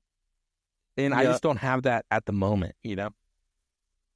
I want to get in there with a little gun, you know what I mean? I want to do that. That's tight. Same. I kind of want to too. Because I was a big Gunpla kid. Go back to the circling back to the Gundam thing. I was a little model kit boy. I have all the Endless Waltz Gundam Wing model kits for all the different mobile suits. And I always was a fan of looking at YouTube videos on how to like customize them and paint them. Yeah. And I was just afraid I would ruin them. And I just never did it. Sure. Because like I always want to do panel lining. You know how they take the little brush and they dip it into the panel line and it spreads across the panel line. And it's so nice looking, dude. Yeah. And I never got into it. I should have. Probably make good money off of it, really. But yeah, I just never got into it. But yeah, I'm not an artist. I think that's where I get scared. Like I'm not artsy like that. I'm artsy musically. But not in the art standpoint. Yeah, we were talking about that yesterday. You like your musicality blows mine. I'm like not that guy. Yeah, like you be knowing song lyrics and shit. I don't. Yeah, I'm not even. I can't do that. I'm not even that guy. I have friends who actually still make music and make songs and stuff. And sure, I know a little bit. I helped a little bit, but I mean, my knowledge is even limited to what I know, and it's very limited to one instrument or whatever. But I have friends who do so much. Right. Yeah, did we both read that? Yeah, our producer. Yeah, for audio listeners only, our producer is in the booth being hilarious. our producer is very funny, but it's when you roll both is when you're great. Yeah. True. I didn't get both either. I just got one. I do paint though a little bit. I painted some Zoids back in the day. Like my mom model paints, figures. not model kits, but she does painting and stuff. I just didn't get into it. I just didn't get the bug. Didn't get the itch. Really? I think my grandpa really helped cultivate it because he would paint these hideous porcelain clowns. Oh, ooh. Yeah, it was not good, but he liked painting a lot, and I liked my grandpa a lot. My dad did the race car models. You remember, like, sure, the ones where you like have to actually like glue stuff together, like those kind of models. Yeah, like you have the a special kind of glue that wouldn't like melt the plastic or whatever, but it was also a mix of like plastic and metal too. So I guess it would be, you could like compare it to like the master grade Gundam stuff because they have like that die cast metal skeleton or whatever. Or I think those are the master grades. Well, I know what you mean. Regardless, yeah. And yeah, so he used to do those. I guess that kind of got me into doing stuff like that. I'll tell you what. Hear me out. I don't know if I'm crazy for this. Sure. Even if it's like a really low-end Gundam or like a low-end model kit, can we... I don't know if this is controversial or not. Maybe I'm stepping on a landmine here. Stickers are fucking hideous, right? Yeah. Just across the board, everyone agrees about that? And you know the fucked up thing is you have to buy the third-party sticker replacements for them to even be good. You know what I mean? Like the original... like Bandai stickers will just be ass for no reason. Yeah, they peel off at the corners instantly. They get hairy and linty. You can't put them back down. You got to like tape them down or just rip them off. But ripping off makes them like gunky or whatever. It's bad. Well, that's why I like the paint, right? Because the paint's supposed to lock them in. Like you put the stickers on, and then when you airbrush. I don't know if I think you're supposed to put the stickers on and then airbrush over it, because then the paint locks them in. I'm not an airbrush guy. I might be corrected. Like clear coat, like top coat. Yeah, you spray like because like people, I like watching people do the battle damage ones. So they'll load it up with all the paint, and then they'll spray the clear coat on it to lock everything in. And I feel like people do that with the stickers too, because if you put the sticker on and you clear coat over it, nothing is going to take that sticker off, because it's going to be clear coated, so it's going to be stuck there forever. I watched a guy doing the battle damage Gundams. And he had a laser, like a really strong laser that he would like use to burn holes through the plastic, so it looked like beam shots and beam swords and stuff. I saw someone doing that with toothpicks. That's so tight. He liked the end of the toothpick up with his lighter, and he would poke. He would drill through the pads and to make like bullet holes and stuff. And what the toothpick would do is it would cool down. So when he started pulling it out, it would pull the plastic a little bit to make the model kit look like a sword like ripped like that back out or something. Yeah. That's tight. That is pretty good. The things they do are crazy. I wish Did I show you that one? Like that. Did I show you that one where it's like I'm sure many people have done it, but like I saw a Gundam like that where it was like busting through a mirror. So they like put it into kind of like a flight position and cut the back half of the Gundam off flat. Oh, yeah. And affixed it to a mirror that they hit with a hammer, and then used like, I don't know how they affixed it, but they put the glass shards from the mirror affixed out like on cotton with LEDs in it. And the LEDs made the cotton look like fiery smoke, and the glass shards from the mirror were like coming off of and it looked like the Gundam was like popping through it. Are you I don't know how deep your Gundam lore goes, but have you seen a series called 8th MS Team? Mobile Suit Gundam 8th MS Team?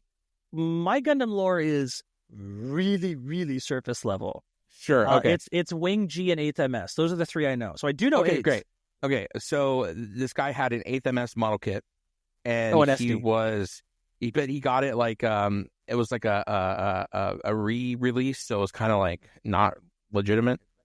Right. And so he was using a certain kind of glue or a polish to like remove something from it, and it started melting the kit.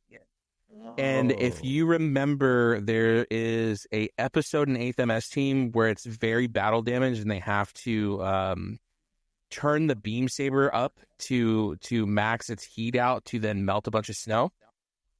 Oh, it's like very battle damaged. Right, sure. So then he starts using the glue in other places to start melting the model kit melt that's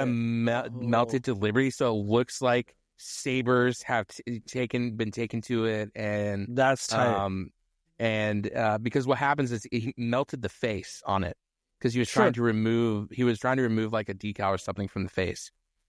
Gotcha. And it started melting the face plate.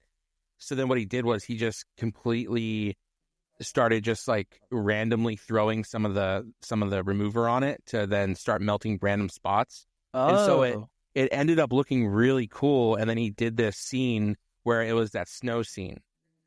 Where he had the beam saber out. He painted the beam saber dark red to make it look like it was more heated than it usually is. He had it like pointing towards the snow to try to like melt the snow in the thing. It was a really cool diorama. It was on Instagram somewhere. I'll have to send it to you. Dog, people are so talented for real. I like a good diorama. I'm kind of a diorama guy. I wish I was good at it. That's one thing I wish I was good at. And I know people say like, oh, it's just a skill you can learn. No, you can't learn stuff like that. That's like art. You don't learn art. You can learn the mechanics learn how to do it. Yeah, you can learn how to do it, but you can't be good at it if you don't have the eye for it. Yes. Yeah, that's right. You can learn the physical skill of putting it together. You can't learn the vision. Sure. I can learn how to cut styrofoam up to make it look like a mountain, but is it going to look like a good mountain? Probably not. Yeah. Mm-hmm. You know what I mean? I don't have that artistic ability to carve that bitch up into an actual mountain. I wish if I was gonna do that dioramas of stuff, I would really, really like to do like video game scenes. Do you know what I mean? Have you ever seen like those shadow boxes that people do of like Mega Man scenes or like Mario World stages or like that kind of thing? I haven't seen those, but I've seen like the Dragon Ball Z Namek stuff. You know what I'm talking about? Like Goku transforming into Super Saiyan. So it's like, behind him, there's a bunch of like broken up Namek, and then they have like Frieza somewhere off to the side or whatever, and then he's in a pose. I've seen those kind of things, but probably nothing to do with like Mario or any of that stuff. Yeah. I saw a coffee table one time. It was like a glass top coffee table, but it was like this big rectangular shadow box where the internals were like a fully LED'd out like Mario Kart race. Sure. But it had like the actual like the that's cute. Yeah, like the actual toys from Japan that were like the little Mario Kart racer cars. Yeah. And it had like the dude like he was like really crafty with it. He like hand built like the Mario pipes and the piranha plants and like it was tight. I want to do that for like Torian from Super Metroid and stuff, Brinstar. Like got little like Samus figures in there with the, you know what I mean? I've also seen people do stuff with cards. So they'll collect like all the, I think it was specifically Charizard they did. Oh, where they cut the layers? They'll either cut the layers or they'll do like resin tables or a resin block and put the cards set the cards in the resin block. Oh. And like lock them in. So you have like, you have all these Charizard cards and like it looks like a collage type deal. Sure. But it's just a resin block or like a resin table or something. And I saw on Instagram once, they did a Pokemon card resin floor. Oh, wow. Have you seen this? No. Where he puts all the cards on the floor so they're all like overlapping each other, whatever, but it's deliberate. It's like in a deliberate way. Sure. And then they pour all the resin on and it's like it solidifies and it hardens clear. So you see all the Pokemon cards once it's all buffed and everything. It's pretty cool. It's interesting that wouldn't like damage the cards from the heat of the resin. They're all in card sleeves. Oh. I think. Interesting. That's so fascinating. I mean, I kind of like it. I kind of like that idea. It's kind of cool, yeah. Yeah. I might look a little busy, but I think like if you can get past like, you know what I mean? It's kind of hard to like style a room theme around that, but I bet the floor itself isolated looks really nice. I think if you're like a super fan or whatever, I guess it would be like if this is my Pokemon bathroom, and yeah, like if you're that guy anyway, then yeah. I mean, pretty good. You're not a Yu-Gi-Oh fan, so you're probably taking showers and using the bathroom anyway. So it's not like you're not like those guys. But you could probably style some. I mean, you can probably get like some Pikachu curtains or some shit, I imagine. Oh, probably. It's big enough to where you could probably find things to accent the room with, I imagine. Yeah. Now, if you do like a gaudy yellow or something, you're a monster for that. I feel like I would want only one type of Pokemon card. You know what I mean? Like all electric, so it's like a yellow floor, all fire, so it's like a red-orange floor or something. You know what I mean? I feel like I want like one. Well, I feel like you would do fire type. I feel like you would do fire to have heated floors, right? Yeah. You know what I mean? Oh, that's tight. You're like, hey, look at my heated floors, and it's just all fire type cards, or all of the energy cards. Yeah, just True. I wonder what the best. You think if you had heated floors and you did that, the heat from the heated floors would mess up the cards internally, like it'd cook them? I don't think so. I mean, well, I guess if they're encased in resin, you couldn't do that with a resin floor because I think they would kind of heat up. No, like the heat element in the floor would then cook the resin again. Oh, right? It would like recook. It would. Maybe you're right. Can resin remelt? I don't think so. Unless it's like really hot, like way too hot. I think that it doesn't do that. Like once it cures, I think it has like a higher. Once resin has cured, it cannot be reheated or remelted. As it becomes a it's like a special polymer, thermosetting polymer. Yeah, exactly. Interesting. So I guess you would want that as a floor if you have like heated floors. Huh. Yeah. Interesting, because it's so finicky. I bet it's really quick to scratch though, from like furniture legs and stuff. Oh, I'd imagine you have to clear coat it for sure. Yeah, you got to clear coat it, and then all of your furniture has to have like the soft, like the felt feet cover things. Well, if it's in a bathroom, the good part is you wouldn't need that, right? Yeah, bro. Because you wouldn't have any. Hopefully, you don't have furniture in the bathroom. Excuse me. Do people put furniture in the bathroom? Have you ever been to a ladies' room at a restaurant? There's like nice chairs and shit. That's not a couch one time. I don't think I've ever been to a ladies' room, no, because that's not very good. Okay. Well, listen, if the line's out the door, it's all toilets. You know what I mean? I'm not picky. So if the line's out the door for the men's room, listen. That's crazy. I can get away with it once. I can say respectfully, I've never had to do that, and hopefully I never have to. Well, true. But if you gotta go, you gotta go. You know what I mean? If you're waiting on like 9 dudes at the door. Here's the thing. I might be crazy for this. I've never been in a position, and I was just talking about this yesterday. Okay. I've never been in a position where I've almost pissed myself. Really? I've never been in a position where it's like getting to the point where I have to figure something out. Well, first of all, usually like maybe it's the I don't know what it is. Maybe it's the anxiety. I always have a plan. I always know where I need to go. Well, hear me out. Who said piss, first of all? Who said piss? What do you mean? Sometimes you just gotta go, you gotta go. Oh, true. Piss. Well, I've never accidentally had to do that either. I'll tell you what. As an adult. Someone in chat listening right now for the live for homies listening on Spotify later, there's like a chat, we're on Twitch. But also for the Spotify listeners, for anyone listening to this later, I'm gonna say this right now. Someone's gonna relate to this. In my experience, and I'm only in my 30s. It's not like I'm not like old grandpa. And this, I'm talking about when I'm in my 20s. Even this was the case, right? You know, my late teens, early 20s, mid 20s. Sure. There was a period of my life. Maybe this was dietary. I wasn't eating the best, but every shit was emergency. You know what I mean? All of them. Really? All of them, bro. You just be chilling, and then your tummy's like, and you're like, well, now's the time. I guess I just have an iron stomach. I've never had to pull the emergency lever and figure out an emergency plan ASAP. You know what I mean? I live emergency. I'm telling you, dog.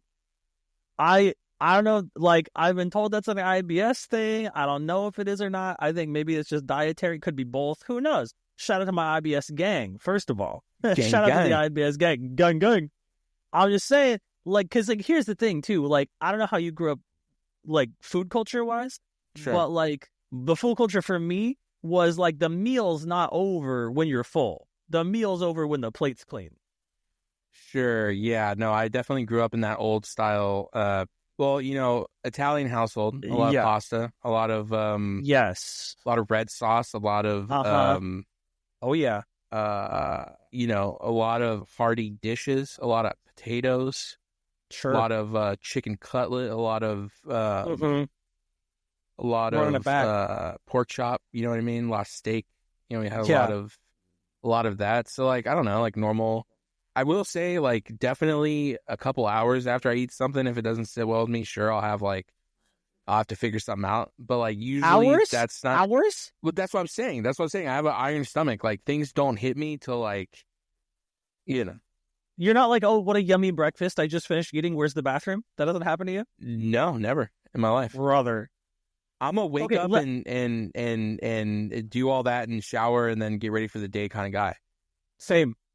Hey, me too. I don't have I just ate and then I have to figure something out.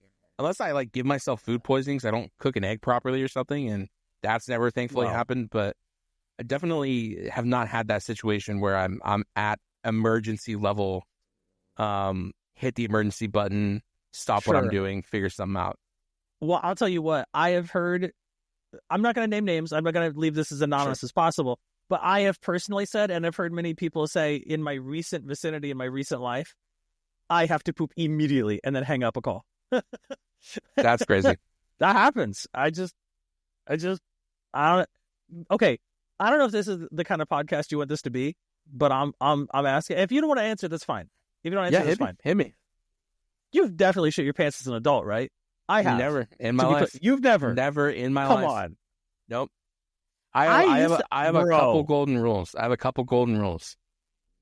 One, we never trust a fart in public. Well, I know that's right. That will save you. That will save that's you a big many. One. That is a big one. Never trust. Never trust. Unless you're in the comfort of your own home, then you can figure that out, but you never trust. Well, yeah. It'll get you in trouble. Second, and this is the most important. Yeah. You do your business before you leave the house. Whatever you got to do, if you don't even think you got to do it, you try to do it real quick. Well, no, and I do that. Yeah. But like, okay, I'll give you an example. I was with somebody one time, and we went to this in my area. It was kind of popping at the time. There's like this annual yard sale that a whole neighborhood would put on. Sure. It was like 40 houses that would all agree to have an annual yard sale at the same weekend. You know? Yeah, we do that type of thing. Yeah. And they turned it into kind of like a little carnival thing. Like, so there'd be like some people would set up like game booths where you could like win stuff, or like some people would like do food. Kind of like a community days type right. deal. Yes. And I made the mistake of buying and eating an elephant ear while I was there. Yeah, that'll do it. And I'll tell you what, I didn't even get 90% through that elephant ear. There was elephant ear left. And I was like, yo, this is about to be really bad unless there's a porta potty somewhere or someone's really generous with letting me use their restroom. Because this is about to be bad. That hasn't happened to me before, but I get stomach cramps really bad if I eat something and it's like not agreeing, because I'm not like lactose intolerant. I don't have any allergies whatsoever, but there will just be certain food that is just a combination combined with something, and then the day was right and the hour was correct and the moon aligned with Mars or whatever, and I just get fucked up and I'll have like really bad stomach cramps or something. Oh, sure. But like I won't necessarily have to figure out an exit strategy. You know what I mean? Like I've never been in a situation where the exit strategy needs to be handled immediately. Now I have like gotten a little too drunk or whatever and like thrown up or something like that. Okay. But never like emergency. Now I have gotten food poisoning, not in public, but in the privacy of my own home. Sure. Able to answer emails or whatever, still be a functional human, just not from public eye, you know, in the comfort of my own dwelling or whatever. But not in public, no. Can't say I have. That's wild. And then I always stick to the tenants. I'll always know where a bathroom is. Always know where a bathroom is. Those are the true ancestral tenants, Yes. It's true ancestral tenants, of course. Always go to a restaurant with RFD blocking paint on the walls, because let's be honest, RFID blocking paint, that's the most important thing. The Faraday cage. I always sleep on the floor with my Faraday mattress and blanket. You're going to block the 5G. Right, yes, of course. Because the 5G is what makes you shit yourself, if you didn't know. Oh. That's what it is, yeah. And that's why motherfuckers at 2.4G, they never have that issue. I get it. I never upgraded. Got it. That's so smart. You're so smart for that. Fuck. Yeah, my COVID shot gave me the Bluetooth update. I didn't get the 5G update. Oh, that's tight. Yeah. Yeah. Okay. Yeah, I have Xbox controllers like that. They're Bluetooth only. So I'm just a walking fat ass JBL speaker. Ooh. Yeah, people just connect to me and shit. Yeah, but I didn't get the 5G. But yeah, no, I've never been in emergency mode. I've never been in emergency mode, and I knock on wood because hopefully, you know, I never have to. But yes, brother, if at some point it happens, it happens. But I'll tell you what, I stay strapped at any given point. It made playing League of Legends really difficult for me because those games can get kind of long, and laning phase was never safe. You know what I mean? I'm like, True. I'm queuing up right now and I feel pretty good. But if I'm in the middle of the fourth wave and I'm trying to get my first item, am I going to have to shit myself right now? Like, you know what? This actually is an amazing topic because I did have a friend who you never knew if they were coming back from that bathroom break when the queue Oh my popped. God, true. Yo, I'll be right back. I'm going to grab food, be right back, go to the bathroom, and they're gone for 6 hours. I'm like, brother, why are we queuing up and you instantly have to go to the restroom? Because for me, I know my body. Before I start stream, bathroom. Before I enter a queue for something, bathroom. Before I start a podcast, bathroom. Well, that's so interesting you say that because do you ever... That implies that even if you don't have to go, you go anyway. No, that is not true. But also, I have the bladder control to be able to hold it if I do have to go. So, like, if right now, because I did not go to the restroom before the podcast. So, if in the middle of this podcast right now I had to go to the restroom, I would just hold it. And I have held. I'm a holder. If I was a piss investor, I'd be a holder because I would hold that shit for hours. God if I had damn, to the moon? To the moon. Wow. Stonks. Okay, but we're talking about, again, that's like a piss thing. I'm a holder also. I grew up holding. Yeah. I'm like a camel with it. You know what I mean? Everything. I could everything. Brother, I could be in the most discomfort imaginable, but I'm holding that shit. That's the iron crazy. Bowels. That's crazy. Because I'll tell you what happens for me is I'll be like, I'll feel great and I won't have to go. It won't even cross my mind to like, I feel great. And then 6 minutes later, my butt's like, ooh, brother, what are we doing? There was a stream not too long ago where I was like 2 hours in. Sure. Already went to take a piss break. Sure. And during that piss break, I was like, oh, my stomach doesn't feel very good. That doesn't feel very good at all. Oh. And so I thought, what do I do? I'll wait till the next ad break. And let me tell you, when I lied about that next ad break 30 minutes later, and I cut to pause real quick. That's really funny. And I actually didn't have to use the restroom. I threw up. Oh. Spook? Mm-hmm. Yeah, it was a mixed signal. It was a mixed signal. Sometimes you get them. Yeah. Mixed and then, no one knew. I came back. Nothing happened. Like, everything was fine.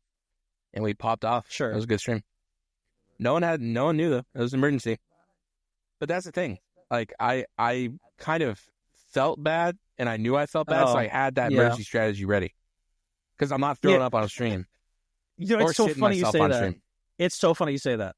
I've only ever had to throw up one time when I was streaming, and I didn't realize, and I did just like hork on stream. Throw up? Oh, no. On the keyboard. Yeah. Tough. I don't do it because I do it because I'm definitely afraid of what people think of me if they see me doing it. You know what I mean? Okay, so first of all, I want to be clear. Hey, I want to be clear. I am a little sober guy. I don't do drugs. I don't drink. Sure. No drugs. There was a brief window where I drank a little bit. Yeah. I was a drinker for a little window, couple of months, little window. Sure. Like 2019, first half of the year into like kind of September-y.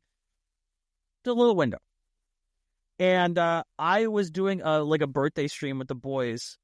And you might remember it actually, but like we were playing World War Z.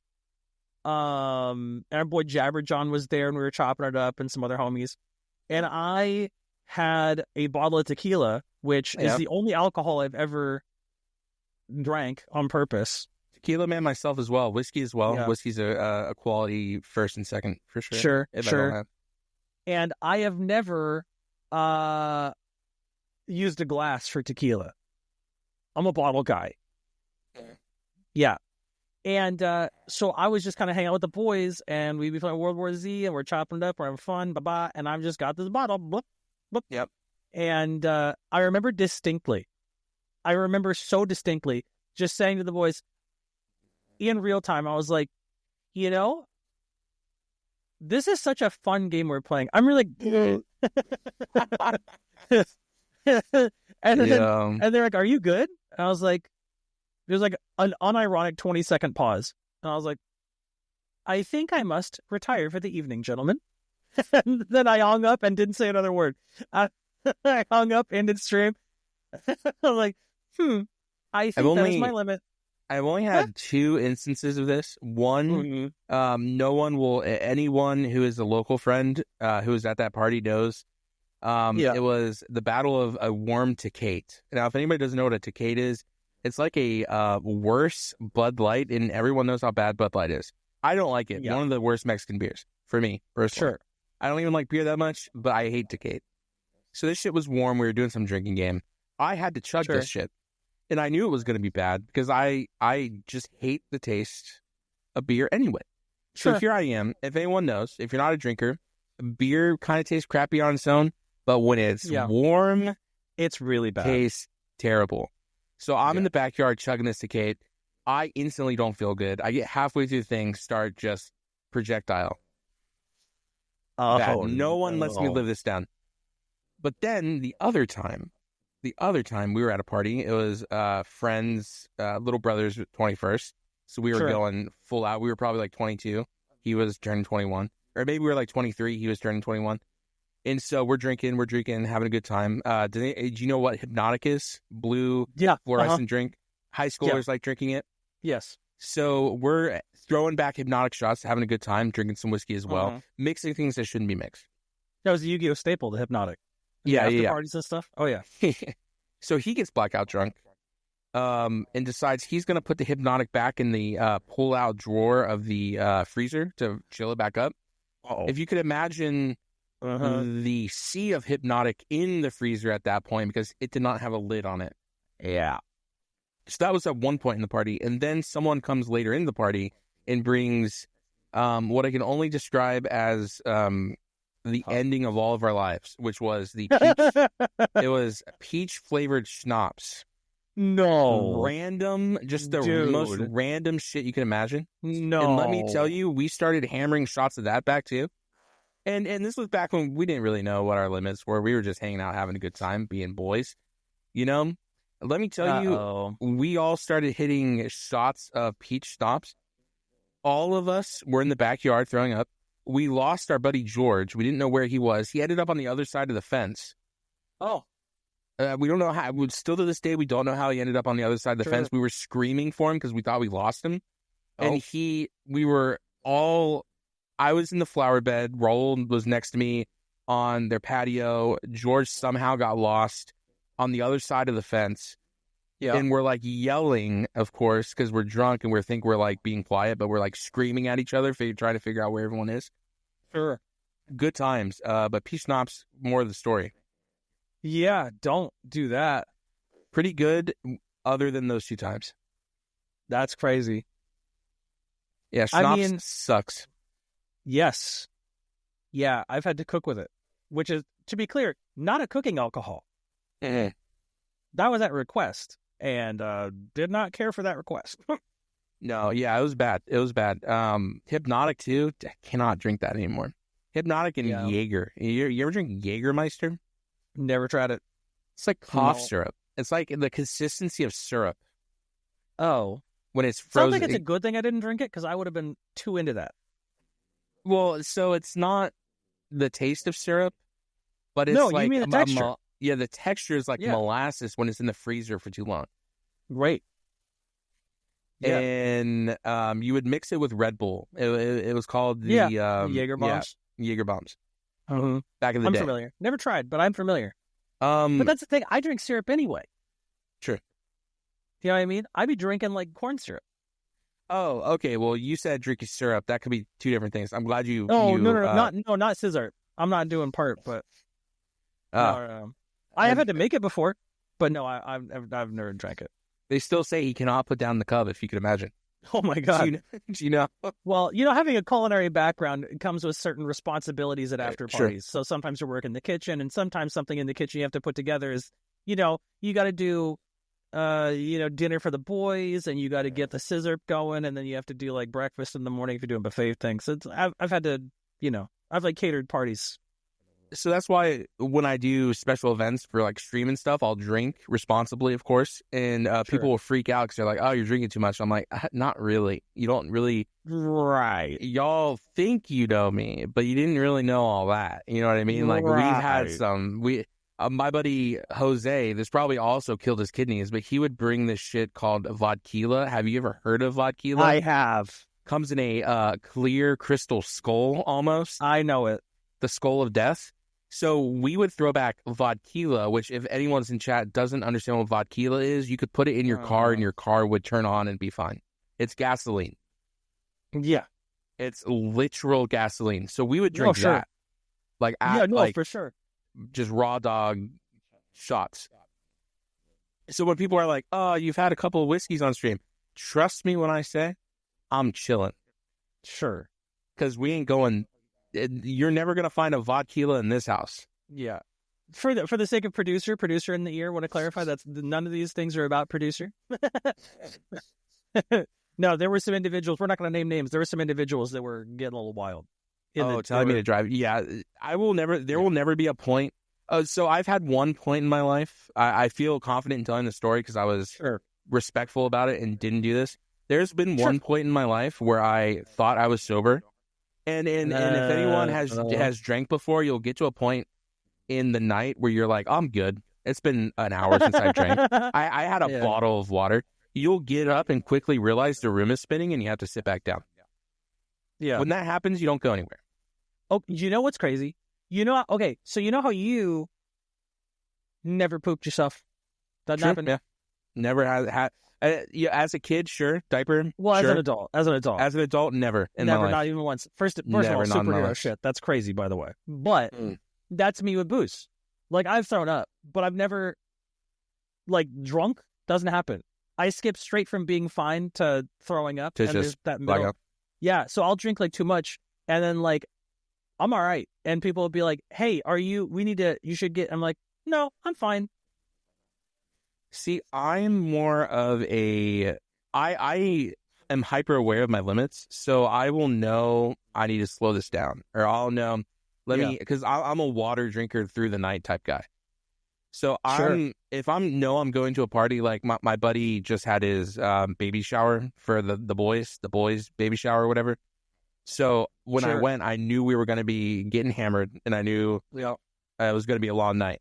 So I ate a lot before. I always Whataburger is my choice because it's fatty, it's greasy, and it's going to retain a lot of that alcohol. So I hit up a Whataburger. I head over and I started just drinking water throughout the night. Sure. And this is the friend, I don't smoke, but I'll smoke his cigarettes so he doesn't smoke cigarettes. I'm one of those friends. I'll smoke the pack for him. You know what I mean? I'm a cigarette tax kind of guy. I don't smoke cigarettes.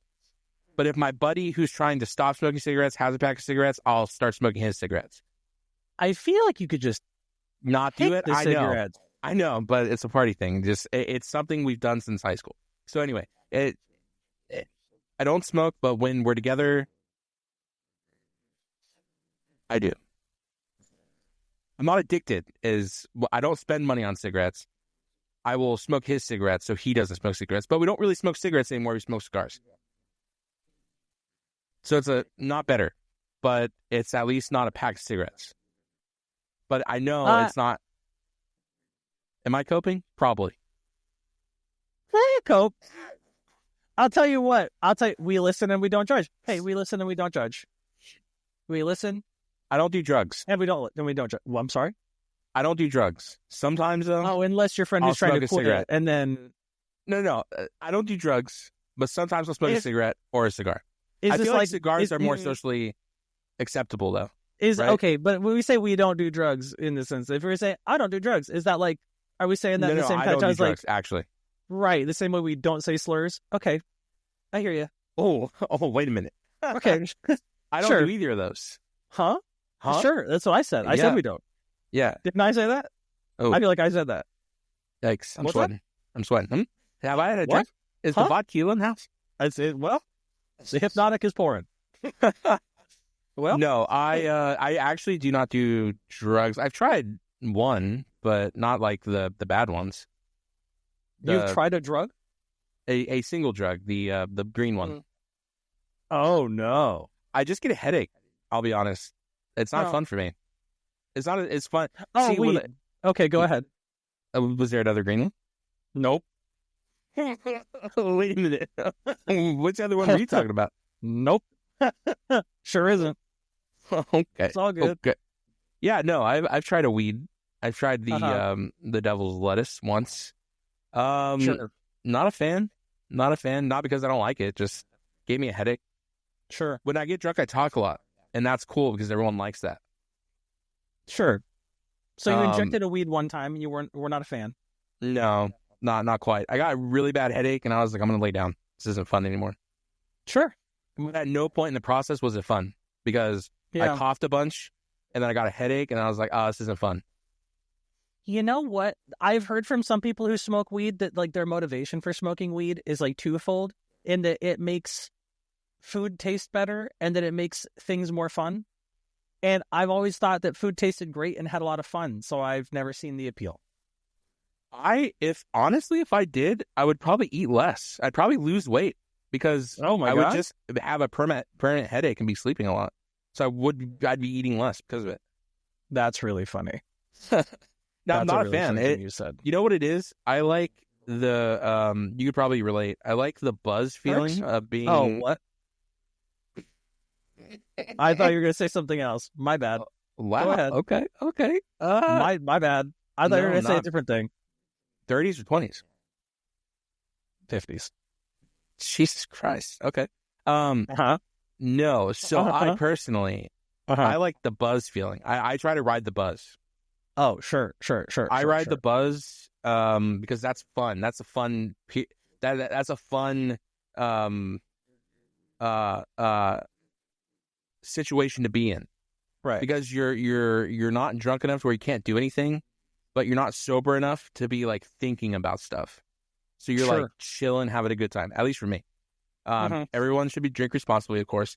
But yes. Being high makes me think too much.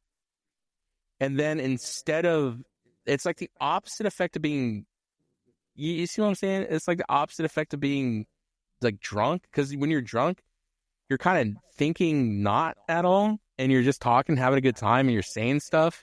And people are laughing, having a good time. Drunk is like we're just sitting in silence thinking. And that's boring and sad. Okay. You know what I mean? Maybe it's just me. I feel like that's just me every day when I go to bed, but I hear you. Well, that's what I'm saying. Essentially, it makes me feel like I'm ready for bed. Weed. Right. Now, you be in the dark thinking too much. Now, I know there are different like strands or whatever that do separate things, give you like superhuman strength and shit. I never had any of those. Like maybe there's like an upper one that like makes you like fucking write a book in 5 minutes. I don't know. Sure. But I didn't have that. I had one, which I guess we didn't know the strain because how are you going to know the strain when you're just buying from nefarious people? So like, I don't know. I just didn't like it. Shit and all this. Yeah. I didn't like it. And the thing is, I know if I open a bottle of whiskey, that's the same feeling I'm going to have every single time. My whiskey and Coke isn't going to one time make me sad and sleepy and the other time make me clean the house. And then an hour's gone by and it feels like a minute. You know what I mean? So like, I like to know what I'm getting into. Okay. I hear you. Producer Jamie says indica. Is that a color? That is, I think, a strain. Like, I see. Well, I was just talking about this before. I was just talking about this recently. Like, Captain America said no drugs, and I took that seriously. You know what I mean? So I didn't do them. But... Yeah, I didn't do them either. I did them once. But then I did live with coke dealers for a while. What? I lived with coke dealers for a little bit. Oh, yeah. You have told that story many times. Yeah. That was the stab relationship. Yeah. That's for a different podcast. We're like kind of rolling on time on this one. That's that's a different story. That's a story for a different episode. You know what I mean? Yeah, definitely a special for sure. Yeah. That's for the Patreon. That's you know lovely, what I mean? though. That's such a lovely we'll lock time. that to the Patreon. That's a special Patreon episode. Yeah, love that. Yeah. If they want tier that 3. one, they can open the wallet. Yeah, for sure. Tier 3 Patreon. Actually, not even the Patreon. It's the tier 4 secret Patreon. It's totally one. You have to be a tier 3 in one of them to get the link for the other one, and then you get the tier 4 link, and then you have to go to the separate one, and you also have to be sub to both. That's that's like the one that's an unlinked page on Gamer Glance, and if you don't have the special link, there's no way to navigate to it. And it's like the secret hangout. There's like a handshake and a knock. It's like the time I joined a Filipino gang at TwitchCon. True, yeah. And we don't even give you the password. It's a puzzle, and you have to solve it. And then once you solve it, you get into the website. Yeah, and not like a CAPTCHA where it's like click on all the crosswalks, like a real puzzle, like an actual... You have to do math. It's the kind where you have to reconfigure the box to summon Pinhead. Beautiful. Yeah, it's like a whole... What's that thing called? The lament configuration? Is that a Jaeger system that I don't know about? Yeah, I think it is. No, yeah, you equip... Yeah, that's right. You actually equip the Liger Zero with it, and then... Yeah, is that I'm trying to remember all the names. I know the Jaeger system was one of them, and... It's how Gun Sniper had the Wild Weasel unit. You have to equip the lament configuration, and then... I think that's why I like Zoids so much, because Zoids, the Liger, was just like Iron Man, and they just had suits for everything. It's like, you need the sniper suit, bam, you do the Liger, Sniper Zero, Dusk at Dawn configuration, or whatever the fuck, Yeah. It was the Schneider, the Jaeger, and the Panzer. Oh, the Panzer, yeah. I like the Panzer the most. The I'm tank a bit of a one with all the Panzer missiles. myself, yeah. Yeah, dude. Schneider was okay. Yeah. That's fine. Panzer was the one that looked like heavy arms. It had all the missiles and shit. Yes. Yeah. And then the Jaeger one was like the one with the blades on it, and then the Schneider was when it was like blue and really fast, I think. I never owned Zoid model kits myself, but you know what I did do? I was a helper in stealing them for my older friends whose mom used to watch us when I was little. Yeah. And so she would take us to Walmart, and we would go to the restroom, and we would open, I say they would, because they were older than me, and they would shove them down my pants. Sure. And all of our pants, but they would load me up specifically because I got caught. I was just like a 5-year-old, and listen, 5-year-old, you know what I mean? If you didn't boost something from somewhere, you didn't grow up. You know what I mean? I think they have multiple hundreds of model kits they still own that we definitely did not pay for. Well, sure. Yeah. I mean, of course. And that was back in the day before Walmart had the cameras everywhere. And I feel confident saying that because I didn't steal them. They weren't mine. They were just in my pants, but I didn't do it. They ended up in my pants. I don't know that a court of law would hold that distinction, but I respect on a personal level. But I think stealing from corporations is tight anyway. So see, I'm not a stealer boy. I like following rules. However, when I get threatened to be beat up by the older kids to steal, then it was coerced. I see. Well, I definitely Didn't want to steal Liger Zero. You know what I mean? I didn't want Zoids in my pants, but I ended up with Zoids in my pants. You know what I mean? Now, you see, my thing is be gay, do crime. And we love that. And the thing is with model kits, it's easy to steal because they're all on the runners anyway. So if you want 2 or 3 model kits, legs, just start shoving them in the legs, the pockets. Back in the day, Walmart didn't have cameras everywhere. So like you head to the bathroom with a bunch of model kits, no one's looking. No one cares. Yeah. They're like, what the fuck is this anyway? Yeah.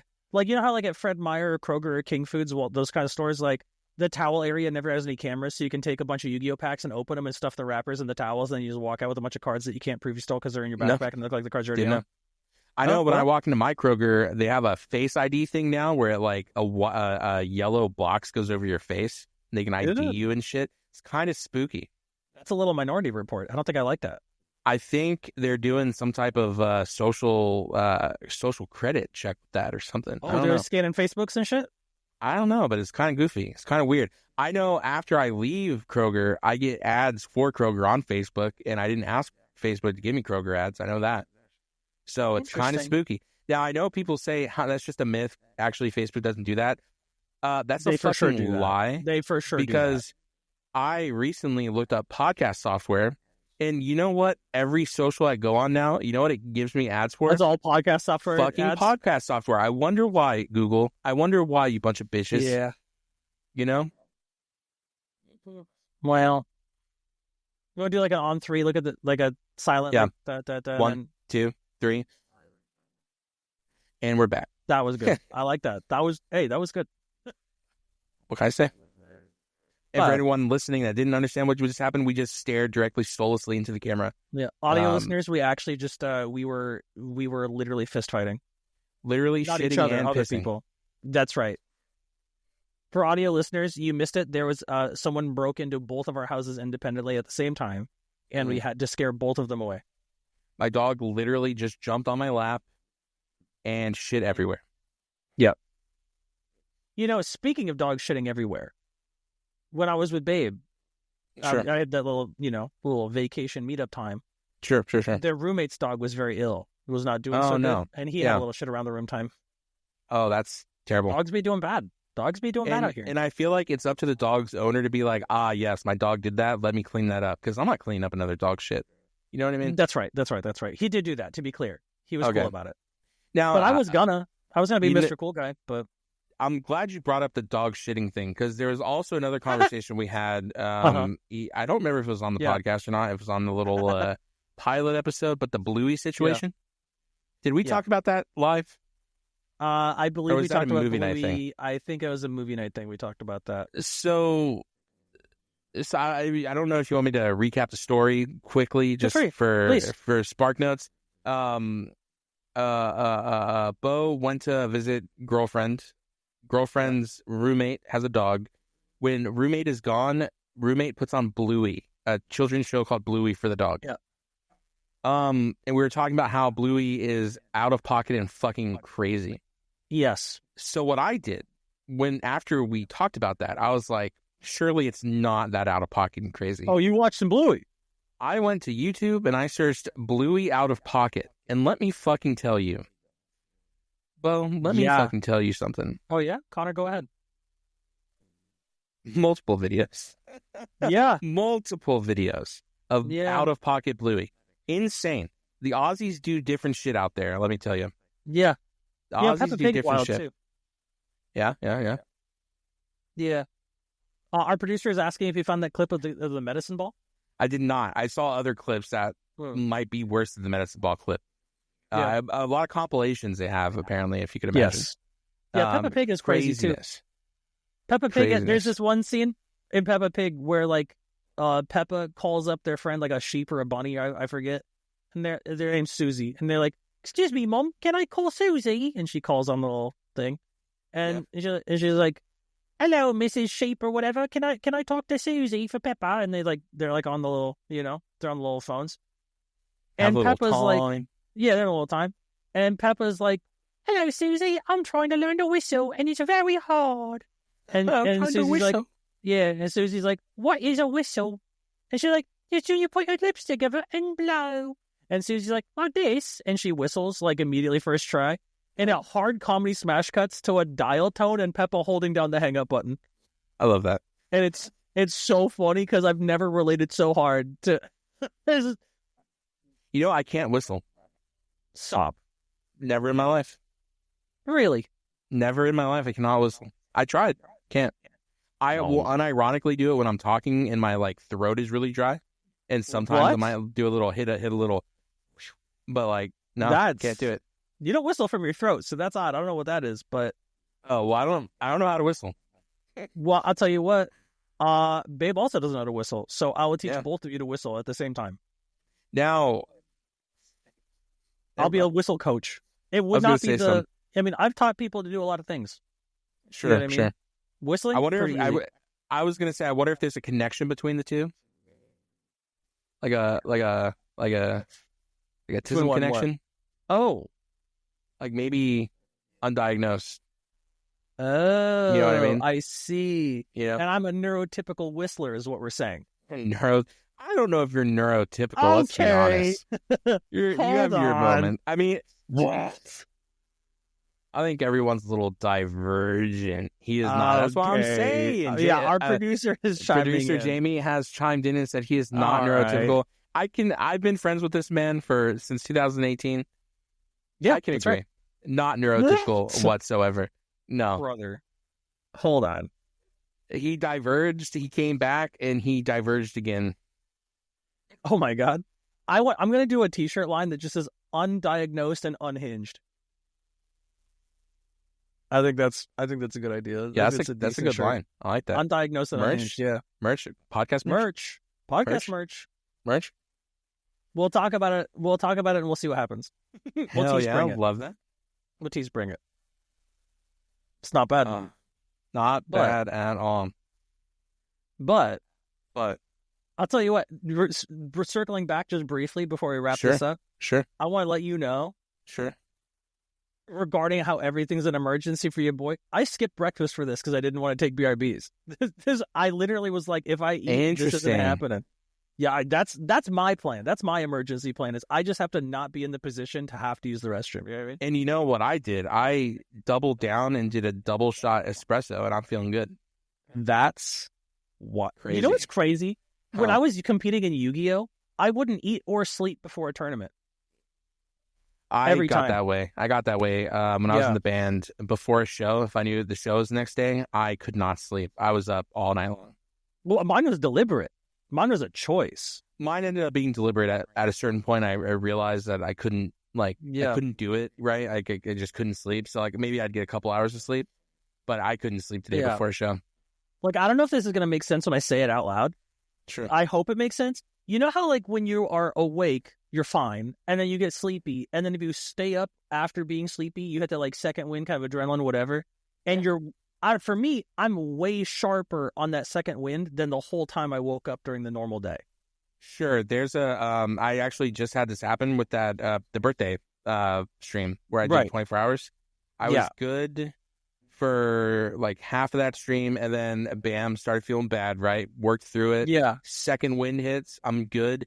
But then you have that mega crash that happens hour 23. Yes. Where you're like, I'm fading quickly. That's right. I'm fading. And that's at the point where I was like, do I just give up and go to bed at 23 hours? And everyone was like, no, pussy, don't do it. I was like, fine, I'll stay. Yeah. And I can't tell you how amazing that sleep was. Yeah, right. And remember, my goofy ass was like, I'll be up in 6 hours to do the Game Awards show. You were not. Let me tell you, was not awake. Not awake at all. I woke up, said hi to everyone, went back to bed for another fucking 8 hours. I was dead to the world. Yeah. Yeah. But I'll tell you what, that was my tournament strat every time was stay up for a full day, don't sleep, and then ride the second wind for the actual event because that's when you're locked in. And then don't eat anything for the day before. Because you're not trying to, I'm trying to be clear and clear. You know what I mean? Sure. Yeah, I'm not trying to be looking for the bathroom in a shitty tournament hall. Yeah, if I'm doing something where I need to stay up, I will avoid any type of soda or caffeine, actually. Sure. So, for instance, I did a double shot espresso. I'm feeling good right now. But there's going to be a crash. I try to avoid the crash at all costs. I try to do a natural crash because then you can recover from a natural crash a lot better than I just had 3 Cokes and I'm about to crash out heavy. Well, I'll tell you what, it's kind of like booze. Just keep the caffeine rolling and there's no crash. True. And dangerous, but true. Some people can't do it. Dog, I was up to 1,500 milligrams of caffeine a day. Jesus Christ. My cardiologist said I could never have caffeine again, and they were right. I had to just stop. And then I had caffeine for the first time on this trip. I think I mentioned it to you. Yeah. When I was on the way home, I had some coffee on the plane or whatever.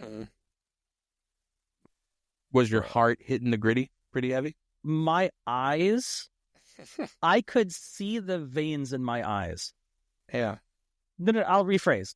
I want to be sure that didn't come across in a way that sounded normal. Not in a mirror. Yeah. I could see the veins in my eyes looking around. I have friends who can't do caffeine anymore, not because of that, though, because of the abuse, the continued abuse of NOS, Monster, Red Bull. I had a friend who literally drink Red Bull for like every meal, has the worst problem with kidney stones now. Yeah. Like, kidney is trashed. Because, instead of water, caffeine. Yeah. Yeah. Thank you. Appreciate it. Well, we've both done that on the podcast now. It's cute. We're cute for that. Oh, we're cute. I'll do it all the time. See, I'll do it right now. Yeah. Oh my God. But, yeah, that was my thing. It was Wired X 344. Are you familiar? No. It's an energy drink that comes in, I believe, an 18-ounce can. And as the name would imply, 344 milligrams of caffeine per can. Stuff. That's too much. 4 a day. 4 a day. And coffee. It was bad. And coffee is and diabolical. Coffee, dude. Yeah, I'd start the day with a coffee, go to work, and have 4 344s a day. And then come home and loop that. I'll tell you something that is equally as bad, probably. For every meal for a couple years there, I was just having a Coke or two every meal. Yep. And let me tell you how much better I feel now not doing that. Dog, when I was in high school, every lunch and every dinner was a 2-liter of Pepsi Blue. Yeah. I drank 4 liters of Pepsi Blue a day. Yeah, I feel like I kept Coke in business with how many fucking cans I would buy. Yes. And let me tell you, if Pepsi Blue came back, it's curtains for me. I'll do it. Oh, damn. I couldn't do it. I heard it's back, but like shittier. But if 2003 Pepsi Blue came back, bro. I haven't sworn off Coke completely. I will have it if I go to a restaurant or something, or if I'm at a friend's house, do like a whiskey Coke or something. Sure. But I do not buy Coke. This house strictly has water, and that's it. Unless I know I'm doing like a podcast, I'll maybe get a coffee, or that 24-hour stream. I bought some of those, the like Starbucks Frappuccino drinks. Yeah, in the glass bottle. Glass bottle. I'll buy some of those. But like usually, I do not keep any soda in the house, and that's been like 3 or 4 years now. Yeah, same. I'm an all water guy now. Yeah. Look at us. We're so cute for that.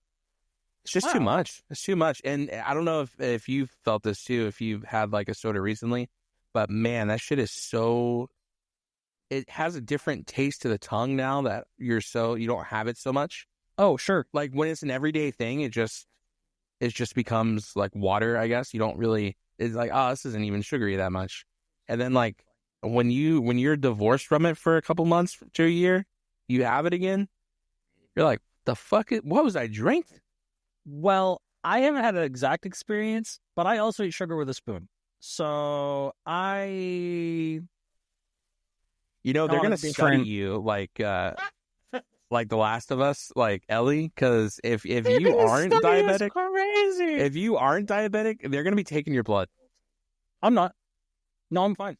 They're going to be shooting your blood up to every diabetic person in America if you somehow have not contracted with all the fucking marshmallows you've eaten. Surely.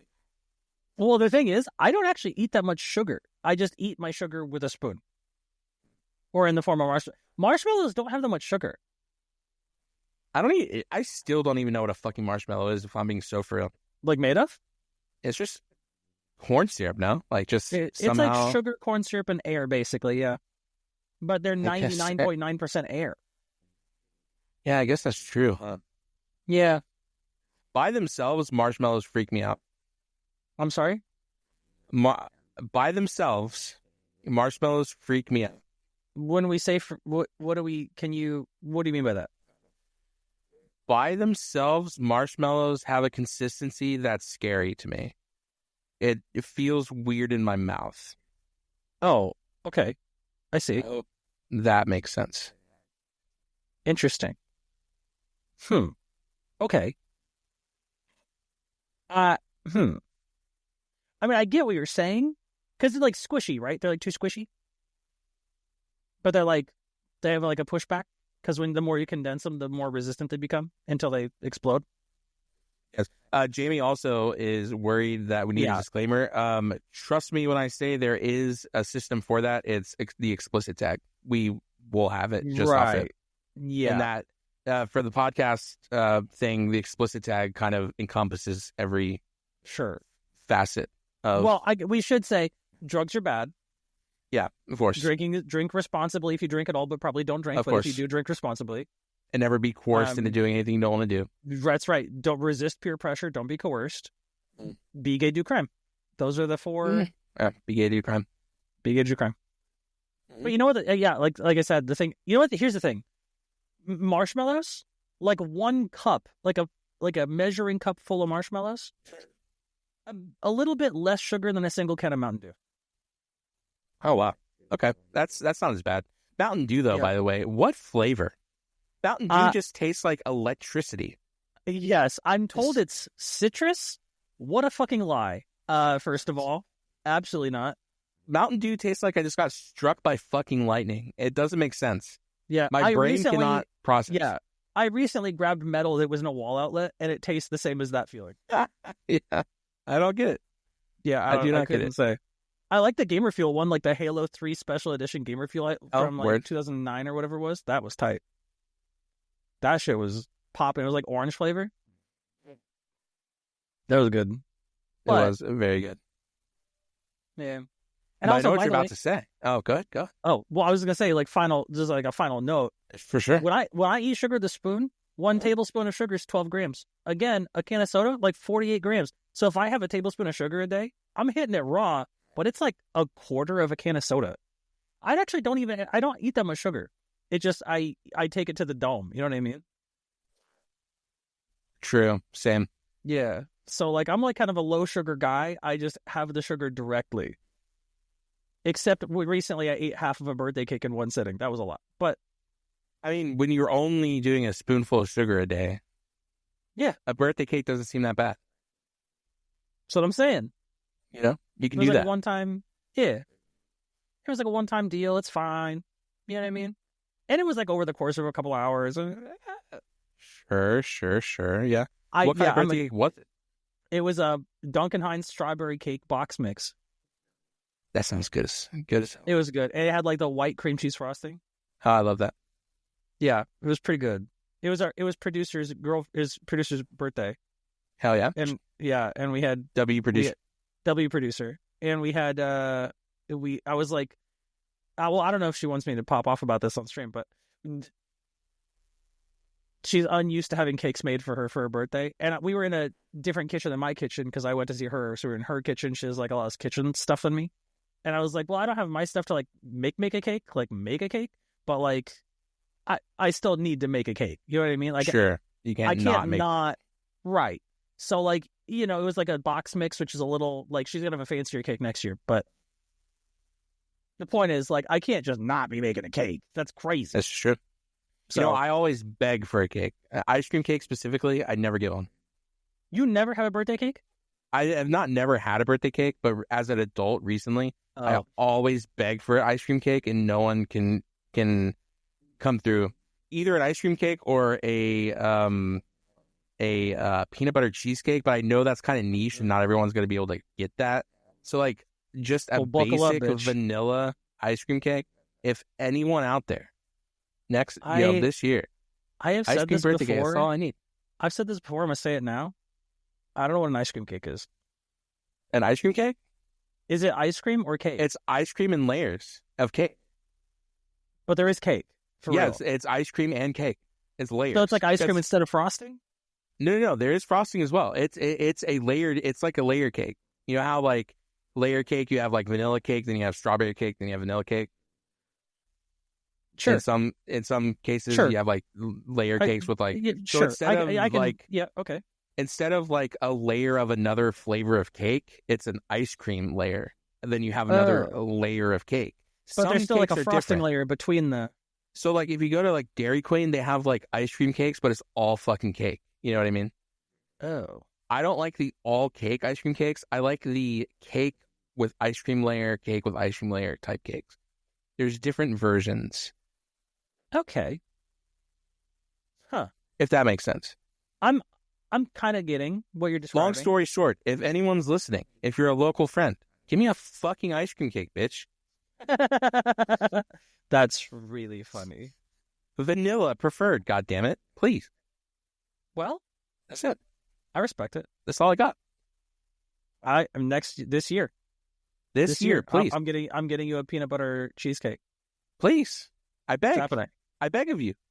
Yeah, I'll get you a peanut butter cheesecake and an ice cream cake. I'll get you two. Fuck it. I fucking beg. Please. It's happening. Yeah, you got it. I'll make it myself. I'll ship it to you. Oh, what I'll make you a peanut butter cheesecake. What a great day today's been, huh? It's been a good day. It's been a good day. We're kind of going crazy. We're kind of going insano style, if you can imagine. Yeah. And mercenary shout out parentheses negative shout out to Wave Room, bitch. Fuck you. This time we're actually going to have a recording. This time, this shit actually works. Hey, how about fuck you, Wave Room? Wave Room, go fuck yourself. That's right. Throw them up. But explicit tag. Explicit tag, sure.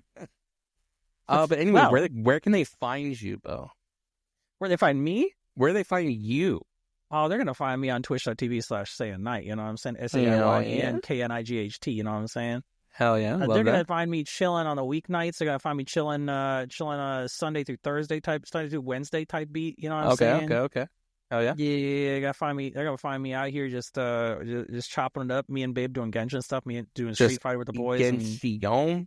Yeah, a little Pokemon coming up soon because I just bought Babe her first copy of Switch Pokemon. She's getting Pokemon Violet. She's going to be chopping that up. We'll definitely need the post Pokemon update for sure. Yeah, we'll do props and slops. We'll do like a little wrap up. Sure. For sure. Where are they going to find you, Connor? Where are you at? Oh, well, I can be found on twitch.tv/CDog_CDOG. Oh my God. _. You don't have to spell _ out. It's just the literal _ if you could imagine. I have a name change suggestion for you. Oh, no. Yeah, hit me. CDOGUNDERSCORE. I hate it. CDog anyway. No, please. Pretty good. And I'm playing some DVD. I'm playing some 2v8s coming out in a couple days, so that's going to be fun. It's going to be chaos. We're playing some hardcore classic WoW with our boy Coops. That's tight. And then I'm playing through Red Dead Redemption 2, so if you like that kind of stuff, come hit me up. Come say hi. Mario 2. Monday through Thursday, Friday podcast day, and sometimes on Saturdays. And then I think we're soft launching, right? We're doing a little soft launch. I'm leaking. Yeah, soft launch on Sunday, I think. Yeah. Big day. Second soft launch, other thing, unrelated soft launch. You and me co-streaming Borderlands 4? Yeah, we're doing that. Fuck yeah. I totally forgot about Borderlands 4. When's it coming out? Do we know? I don't know, but later. It will be a thing we do. We are excited about that. I totally forgot about that. Thank you for bringing it up. Yeah, absolutely. Catch me off guard. Is there anything else? We missed? I think that's it. Crazy I think we're okay. I think we're good. If we forgot something, we can put it in the description. Mm-hmm. Or we will cut it in and make it sound terrible, like we're recording it from a phone. Oh, true. Yeah, we'll ADR like with the tin cups. Yeah, and we'll even if we record it on the good mics, we'll make it sound bad. So it's like, okay, they edited this in. I'll like lean way too far away. True. I'll like sound like I'm in the fucking kitchen or something, you know? Yeah. Do one of those. Yeah. All right. Well, that was Beau. That was Connor. And we'll see you soon. Bye. Take care. Peace out. Later, everybody. See ya.